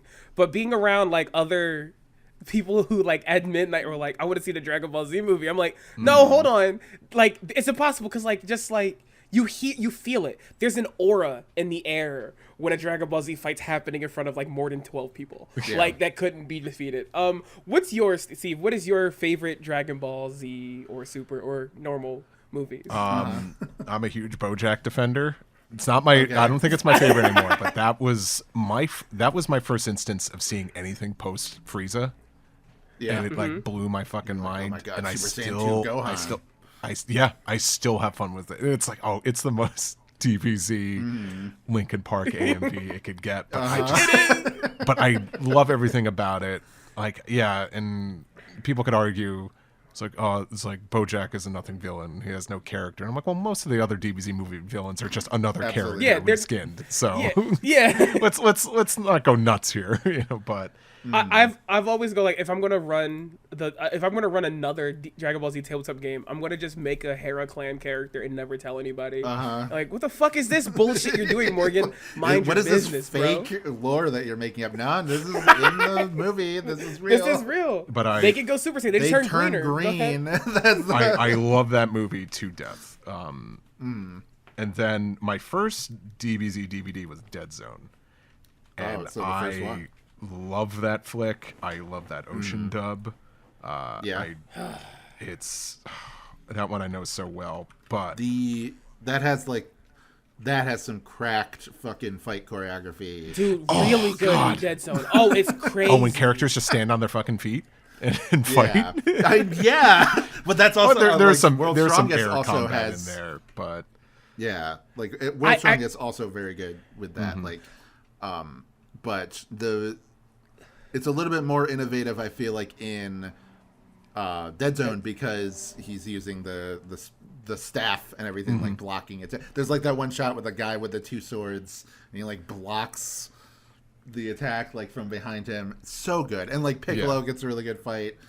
Garlic I might Jr. change mine to Dead Zone. Fuck. Yeah, well, here's the Garlic thing. Because, like, Jr. I love Dead Zone to I've- death. I do, but I think in later years, kind of going back, and rewatching everything, World's Strongest is your best movie. No, yeah, like I think so. I think Dr. Wheelo is like an underrated, cool villain because He's original. yeah, Garlic Jr. is kind of original too, I would say. Like before, like the movies started just becoming it's this character retread. It's an original. Well, even like a knock on Dead Zone is it's kind of a rip off of Raditz because Gohan gets kidnapped, Goku and Piccolo team up. It's almost like it's. I know the movies are not canon, but it's very not canon because you have to disregard the fact that no one knows that Goku has a kid, and then Goku and Piccolo team up here, so it's not special when it's not canon. Don't worry about it. Even though it is canon in the anime because Garlic Jr. shows back. Don't fucking get started on that. Yeah, I will say, like, the thing about Dead Zone I remember so vividly is like Goku barefoot fighting, and then Piccolo shows up and throws his stuff off. I don't know why, like, the shirtless barefoot Goku. Oh yeah, when felt so they take visceral off their to me as a kid. like the weighted training stuff, like taking that off is so good, and it just like completely disappears, like in the Frieza arc. Like there's no more of that. Never mind, like it makes it so that it feels like there's less progression in a fight. Like that's it's okay in the Frieza arc, like because by the end, like Goku is like his shirt is ripped and whatever, he's covered in blood, but like it just feels like, especially by the time that you get to Boo, everybody is like in tip-top shape, even though they're getting their ass handed to them by Kid Boo. Everybody is just like, maybe they got a couple scuffs and bruises, but like even like in Cell, like Gohan got his arm fucked up by Cell like right before the final like beam clash. So there's some like wounds and progression and stuff like that. But yeah, so I agree. We're gonna I agree with it's a great movie, great soundtrack. Goku versus Piccolo in that is insane with the martial arts. Like when Dragon Ball like stops being martial arts, it's like I don't give a shit how many fucking people are being fired. Something is lost. Something is lost. It's the gags are great. It looks beautiful. That it's the best. It is. The fact that in World's Strongest, it starts with like Gohan and Oolong. It's like, whoa, that's a great character combination. Right. Yeah, that's like, I'm just glad that they in some of the later like the later Broly movies where it's like, oh, fucking number 18 and Goten and Trunks. Like that's like a pretty good pairing of characters. And it makes it more of an interesting movie than the other Broly movies. That's true. Yeah. That is my hot take. Not super. Is that Bio Broly is actually the most interesting of the three. Yeah. I'm tired of this narrative that Bio Broly sucks. I mean, the design sucks. Yeah, but Yeah, no, but when the Broly movies, like whenever someone's like, "Oh, the new Broly's lame compared to the old Broly," the old Broly's not anything, dude. Yeah. His best movie, he's literally dead and it's a clone. Yes. Like I'm like the way that like. I always tell Wyatt this is, I think whenever you see a Dragon Ball Z fan who like does not know anything about the series, I fully believe someone locked them in a room and like Clockwork Orange them with just the movies. Yeah. Because the way their brain works is it like, do you just think the movies are the show? Like, is this what you think? Yeah. Is it not? No, it fucking isn't. Yeah. That's like this, man. What if Broly showed up during the Boo arc? And I'm like, dude, what if I brutalized you with a hammer? Even happened like, when, what do you say? When American Shonen Jump came out and people like these guys interviewed Toriyama for the magazine, and like he did doodles for them, and one of them was like, "Can you draw Broly?" And Toriyama was like, "I didn't fucking invent that guy." Yeah, there's no way. I don't know who that is. Like, and you can't convince these people that these characters they like, air quote like, because there's nothing like about them, aren't real. Like, you can't. It's impossible to convince them. Like, this guys, Broly is not real. Like, it's someone who will say filler is bad and then go Broly's my favorite movie, and I'm like, you are fucking with opposing ideals here, bud. But then, like people that complain about filler, it's only like, but then what I grew up with was good. Like, Gohan with the robot and, whatever. Like, that stuff is good, but then, like, in Super, it's bad. And I'm not. And not also saying the people that are like, I don't like Dragon Ball Kai. Cut out the driving episode. That's the best episode of the series. And I'm like, what? I feel like I will say this to people's face. I'm like, you're not a real fan. Yeah, that's where I don't think you're a real person. I don't think that's a real that's person. one of like, those, I think it's just like a meme thing now, where people are like, "Oh, that's the best episode." I'm like, no, I don't want to be it's like okay. It's not that. heel, but it is like a very phony opinion to just. It's like I like the idea of this, so I'm gonna say that I like it, which is like that's not the fucking same thing. I like there's plenty of things in Dragon Ball that I like the idea of that were done poorly. So it's just like I like the idea of movie 6 with Metacooler, but it's bad. Like, it's a very bad movie. But like but I've talked about before that I really like like Goku and Vegeta struggling to beat one Metacooler, and then the reveal that there's an entire army is one of those like, oh my god, I can't. That's fucked up kind of moments that you pretty much never get in any of the movies. So like, I'll give credit to that. That does not automatically make the movie like good or interesting in any regard. It actually looks hideous. Like, it is one of the worst animated movies too. Like, and I think that was like right when they were correct, because I know at the end of the Frieza arc they were like their pipeline was really fucked up as far as like production. That's why they needed to make the Garlic Jr. arc. So I think it was like right after it was like being corrected, or like during that correction period. So they didn't send their best and brightest that movie to animated, unfortunately. Like, the Metacooler movie also is like, when I came, like, I'm like, oh yeah, no one making these movies is creative at all. And that's rough to say. And I know that's rough to say, but like, I was like, okay, so wait, so every movie is just like the arc that just happened, but bad. And I'm like, so wait, are you guys telling me you saw that Frieza got turned robot, and you're like, what if this was a whole movie? Come on, this is crazy. Like, you guys can't be like a few episodes in the series. No, it didn't. Like, I'm like, are we this creatively bankrupt? Like, are we just like, Toriyama should start smacking you motherfuckers. Like, he should just start hitting you. Like, how do you feel about like what the fuck is that? Janemba from Fusion Reborn. Oh, okay, all right. This is hard because Janemba is just Boo, right? Yeah, very similar to Boo.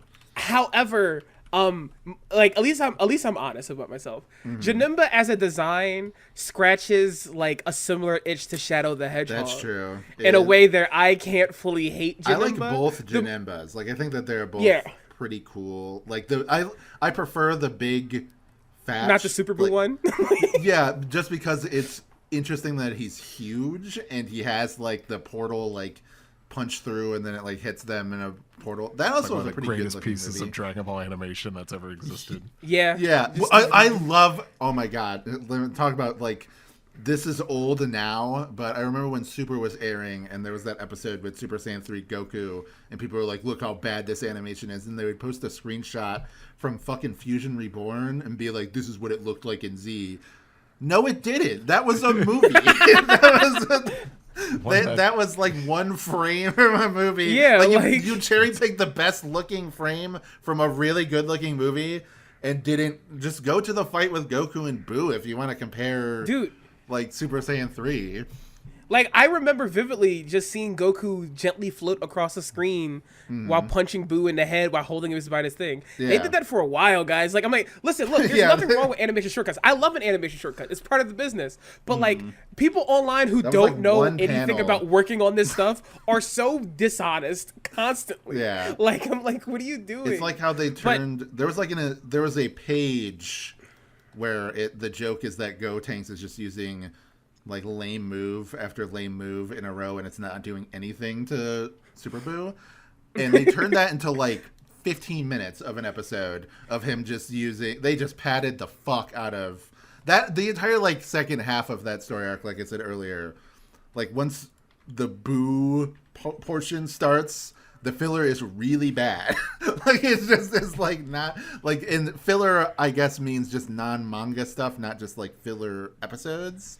Like the stuff that they used to pad it out is just like excruciating, which is true for Frieza as well. But like, yeah, you know, what you gonna do? Okay, I don't know if we have anything else we need to talk about with Dragon Ball Z.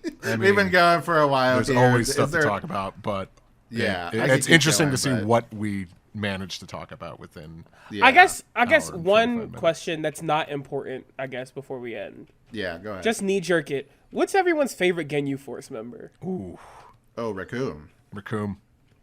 Yeah. Oh, well, but that's unfair because he gets the most significant fight. Yeah, he does. Goldo is also very interesting on a conceptual level because of the time stop ability, but he dies so quick that it's like... I don't know. I think it's Birder. And I think it's partly because he does. No. I think it's because he doesn't do anything. I don't know, but like I feel like if you like Birder has the design of he should be doing a lot because like he's the most monster guy of them, and he doesn't. Yeah. Also, like, and I always found that funny. Like, oh yeah, he's like, yeah, I'm the fastest in the universe. I'm like, I don't know if that's true. I just remembered not with Birder but with Jeese. Like, speaking of the dub, there's a scene where just Goku sucker punches Jeese in the face, and the guy who does him put his all into that performance of like just like crying in agony. So very good. God, what a good bit of jobbers. The Ginyu Force goes crazy. Yeah. But yeah. Thank you so much, Steve, for being here for this Dragon Ball expedition. That was my pleasure. It was just... We really went... Yeah. For me, it was just a Thursday. Yep. That's the thing. Like, I was like, oh, what's the one anime that Steve Yurko is the most associated with? Yeah. Which Shonen Jump manga is... That's ran for a long time. Yeah. Hikaru no Go. Yeah. So, yeah. But yeah, I knew that you're also a big DBZ fan, of course, because we're all millennial. Like, even if we're younger, we're still millennials. So yeah. You're a human that breathes air. Yeah. Even if, like, kind of modern Dragon Ball is... like not kind of just like is just kind of mid and doesn't really move me all that much. It's like the original stuff is still like it has a huge place in my heart and always will. Yeah, I agree. Yeah, I think that, you know, not to be too much of an elitist, even though I am, but you know, like I'm not like a hater too much of Super or Daima. Like I said, I actually like Daima, even though I still am not like, oh, this was worth it. They definitely needed to make this. But it just doesn't ever interfere with my love of the manga. So in like the original story and everything, and like, it's just like fun talking to people. And if like people like, we've made fun of people that are like only Z or whatever, like those types of purists. But there's something to be said about the experience of being able to talk to pretty much anybody who's a fan of anime and is like a certain age. Like if they're 30, you can definitely talk to them and they'll know. Like you can say off the cuff, like Frieza or Zarbon or Android 17 or like you can just name off like random things and they would know immediately like what the hell you're talking about. It truly goes like even deeper than anime. Like this is a story I've always known. Is that like I'm from the hood. This has been very well documented. And there's this guy that is only known as like he's just a drug dealer who's chill. He does not watch anime or anything. Yeah. And I remember like I was talking about like Resurrection of F. And like he's like, oh yeah, I was gonna go see that just because I remember Dragon Ball Z and I loved it. Yeah. And like that's just like that's like talking to most humans like at this point. It's like everyone has like at least a passing like of Dragon Ball Z because of its influence. It's really great. Yeah. And just I'm glad in this thing of documenting the history of Cartoon Network originals, I feel like it would be remiss if we didn't do an episode on Dragon Ball Z. Yeah. You know? Like it's such an important part of the history of the show. That like yeah. people who don't know what anime is really still know this and seen it because of like Cartoon Network showing the show again. I'm not gonna say it's the second coming of Dragon Ball or anything. I do think Naruto similarly fills a certain niche because there is like a and I guess if we talk about Naruto, I'd probably just talk about everything before Shippuden because I think Shippuden aired on like Disney XD. Disney, or something. it was Disney, yeah. So I would love to do that and not hurt myself. Yeah, because like, and I am a Shippuden defender, as in like I like a lot of the arcs in that. Some of them are bad, but and the final arc is excruciatingly bad. But like the overall, like one of my favorite arcs is in the Shippuden portion of the story. Yeah. So it's like I think Naruto is one of those things that could have a similar pull to like a younger group of people in that like a lot of my friend, like I have a friend who's like not an anime fan at all and he will still like he'll mention Rock Lee or tuning exams and things like that just like when talking about like storytelling and or talking about just like exercising or whatever.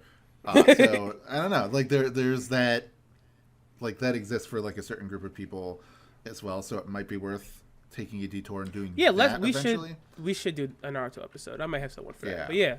But thank you again, Steve, so much for coming on. Thanks so much for having me. Yeah, you're on Dexter's Lab, which is like our 4th episode. So that was over a year ago. It's been a while. It's been a while. Yeah. And we'll have you back on for the Hitman Reborn episode. Yeah, of course. Yeah, my favorite. God. We all love. I love Man. No one likes Hitman. I love Man and his little sidekick. Reborn. Baby. What is your besides One Piece? Do you have like a modern shonen manga or anything like that that you've grown attached to? What's modern? Or What's modern? That's a good ass question. The past what is 10 modern? years, we'll say. The past 10 years, one that started and ended in the last 10 years. Or it's not started. Like, one that's going. One that's ongoing. That's still going. The only one I'm keeping up with yeah. right now is Akane Banashi. I'm trying to read more stuff, but I'm a bad reader. But I'm very. I have never dipped my toe into the pond of the like all the new generation stuff and people being like, oh, what's the new big 3, which is just like an idiotic shut up thing. But like and like I read like a little bit of My Hero Academia. I read a little bit of like Demon Slayer and whatever, and like a lot of those things just didn't really click with me. Wyatt, maybe you shouldn't like read shonen. Maybe you could, Read. I'm hitting you in the head with like a Dungeon Meshi right now. Why don't you read that? Yeah, read well, this, I've read a couple. I read a like one volume of Dungeon Then Meshi. read it all, you bastard. Hey, I was kind of like, is this really that good? After like reading the first volume, like, ooh, just keep reading because it gets so much better by volume 2. Yeah, sure.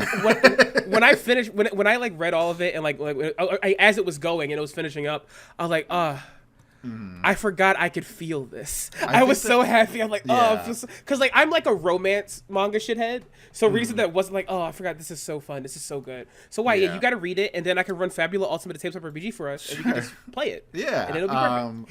What was I gonna say? I think like as far as like other shonen stuff that like kind of that I would like put, in like that same category of like, this influenced me in my taste as much as Dragon Ball. Like Yu Yu Hakusho is obviously one that we talked about. Even though that has its flaws as well. Like I talked that I'm not crazy about the chapter I love it Black so much. like the end of that, and the fight with Sensui and everything, I felt is very lackluster compared to the potential that the arc had. But what are you gonna do? And then stuff like Full Metal Alchemist, I think, is like very high up there. And then that's basically as far. I guess does Vinland Saga count? That's another one that I read and was like, yeah. I mean, I guess it's seinen, not shonen. But yeah, it's not. Yeah, that's seinen. Yeah. And then the first, I've not read beyond Steel Ball Run of JoJo. I read a little bit of JoJo Leon, but not too much of it. And then I have no idea what the fuck is going on in JoJo Land. So. You just hop on it then, dude. Just hop on it. That's it. But yeah, I guess we should wrap because there's. Yeah, we should wrap it up. Steve, where can we find you? Steve, where are you at? Most social media, just look up Steve Yurko. It's most likely me. Listen to me on the One Piece podcast and listen to 4Kids Flashback that I do with Tara Sands. If you're interested in that era of anime dubs, for sure. We deep dive into a lot of history and talk with a lot of people that. Worked there and worked on those shows, and you could listen to me on ProZD Plays games on YouTube if you like Let's Play channels. Did you were you doing that? I can't remember if that had started by the time when we did the episode last year. Oh yeah, I'm pretty sure it was because I was watching it on YouTube. Yeah, so it was started by the time we did the last episode. There you go. Yeah, good stuff. ProZD, very funny. Obviously as a guy who was 20 or whatever when Vine was a thing. So I was like, yeah, it's that guy. Also, in Dungeon Meshi, everybody, fucking watch it. Yeah, it is funny. I'm gonna kill you. The fact that Sungwon has become a legit voice actor, and I know he makes videos saying I've been a voice actor for years, 5, 6, a long time. He's been an active voice actor, and people are still like, oh wow, I can't believe this niche YouTuber is blah blah blah. That's not what I'm saying. It's just it's still cool to hear him, and I know for the new show, the new Nickelodeon show Wild Pack, he does all the commercial narrations, which is sweet. That's when you've really made it. I haven't heard those. They ask you to be dude. Yeah, I know that's a thing, but that's cool. Yeah, and that show, I've talked about this before, or maybe on another podcast, but that was one of those shows where I saw a still image of it, and I was like, yeah, this kind of looks like a Loud House style clone. I'm not very interested in it. And then I saw it moving, and I was like, holy fuck, they are cooking here. And also, it's just nice to have a cartoon that is not based on an IP that is coming out. It's just nice to have people working on a new thing. So movement is always important. That's how I felt like live action Chopper. I'm like, oh, the movement was fine once I saw the actual movement go. Live action is such a silly thing to say. That's true. Yeah. The Chopper from the live action. Oh yeah, how do you feel about the live action One Piece? Did you ever talk about that? I can't remember. How do I feel about it? Good. It was. Yeah. Okay. That's a prevailing opinion. Good. Yeah. That is shocking. That is so shocking to me. But I kind of. The problem is, I think I'm a bad person to ask because it's my perspective is always going to come from a long-lasting One Piece fan. So the gripes I have might not be the same gripes that your average Netflix watcher will have. Well, that's why I did want to ask because for me I'm an Avatar fan, so I watched the live action thing and I'm like, this is terrible, and I'm just nitpicking every. Well, the fact that Morgan, the One Piece live action was so universally loved, while I already had forgotten that they did a live action Avatar for Netflix, is saying something. Yeah. I'm not sure if that shit is even gonna conclude or whatever, but either way. Oh, it is. It's cast. They got their top. It's happening. I mean, do they have everything through book 3? Are they just gonna do, or do they only have up to book 2 and then they're just gonna end it there? Because I don't know. I don't know actually. My lawyer is again looking at me telling me not to talk about Avatar. So sure, Morgan. But how about you tell? How about instead you talk about where we can find you on the internet? Hi everybody. My name's Morgan. You can find me at Girl Next Vor on Tumblr, on Blue Sky. You got to get quickly on Blue Sky because from the angle Vegeta is in the air, if the beam hits Blue Sky, it will blow it up. So you got to get on there really quickly. Yeah, I post about mostly nonsense. I'm so sorry, all my like creative and professional endeavors. My social media is not the place to go for that. Yeah. But I do draw.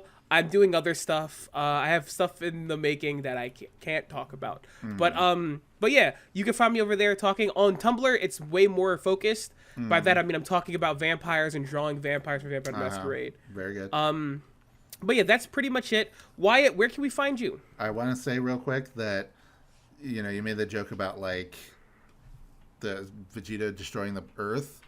There's the scene in the Cell arc where Goku is charging up the Kamehameha towards Cell, and it is kind of fucked up that one, either everybody just assumed Goku was just willing to destroy the Earth to kill Cell, or just in general that Goku is like threatening his friends with the idea that he's going to do that in order to like psych Cell out, before he like teleports right in front of him and blasts his torso off. That is peak. That is cool as fuck. I'm not saying that that's wrong, but it's just very funny that he's like gaslighting his friends into thinking he's about to destroy the world.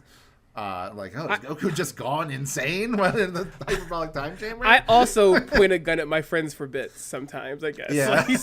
But yeah, where can we find you? Find me on Twitter and Blue Sky, Wasp Ranger, WAZP Ranger. It's mostly stream of consciousness stuff, but I do talk about podcasts I'm in or videos I'm making. I've been making more videos on my YouTube channel, which if you're listening to this, great. Go on the Patreon, $3. Bam, you can listen to the next episode, which let me look at what it is because I actually don't know. Because we're going to do, in the timeline of Cartoon Network shows, the show that this is replacing is Chop Saki Chooks, which we decided to not do because that show is extremely like racist, so we just don't want to so many step people. into that. Just the fucking title minefield. alone It's like Yeah. And I didn't want to be like, oh, let me get like an Asian friend to come on and talk about this because that would be like incredibly insensitive to be like, watch this show for me, and then they're like, It's sometimes you go into stuff like being mixed, like, okay, so there's gonna be racist like half of me, and that show does like a double barrel, and I think that's really interesting. That's true. Yeah, I don't want to talk about it. It's really bad. It's but like yeah. it's double-sided Blasian like racism. So, Shut like, the fuck up! You really are. Jesus Christ! Yeah, you're just in the crossfire of that. So. But Out of Jimmy's Head is the next show that we fuck off. gotta talk about. So we're in the garbage era. Well, I guess we're getting out of the garbage era because next is Chowder after that, and then Transformers Animated, which is very good. Oh yay! That's I a like good that. show. That's a good show. Great show. Yeah. Absolutely. That is a good show. Yeah, Really good that's good to have. So, but we just got to get through Out of Jimmy's Head. Do you want to watch Reanimated, the movie, as well as Out of Jimmy's Head? I'm gonna let you take a fucking guess if I want to watch it. Well, okay. I'm gonna let Should you we fucking- watch?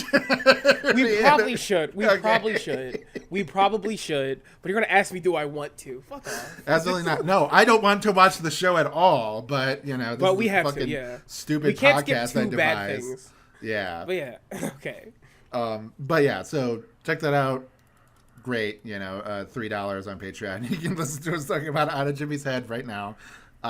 And if you're on the YouTube channel, I make cartoon videos.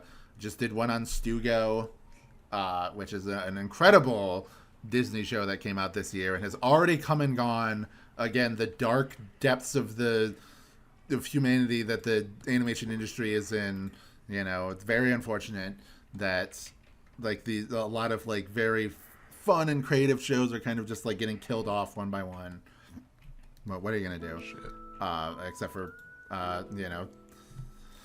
protest or do whatever, like make a fuss about it, and like hopefully things will change eventually. But either way, that will do it for this episode of Cartoon Buffoons. Thank you again, Steve. Yeah, thank you again. I'm glad that we got to talk about Dragon Ball for 2 hours. Again, we could go for even longer if given the chance, because we really didn't get to talk that much about like original Dragon Ball or even GT. To like, I guess we talked a good amount about GT. Who fucking cares? We wouldn't have anything positive to say. Yeah, because we kept it like GT, it sucks. Goodbye. Yeah, but yeah, thank you very much, and join us next time for Out of Jimmy's Head. Cool. All right. Fuck. Let me stop. Okay.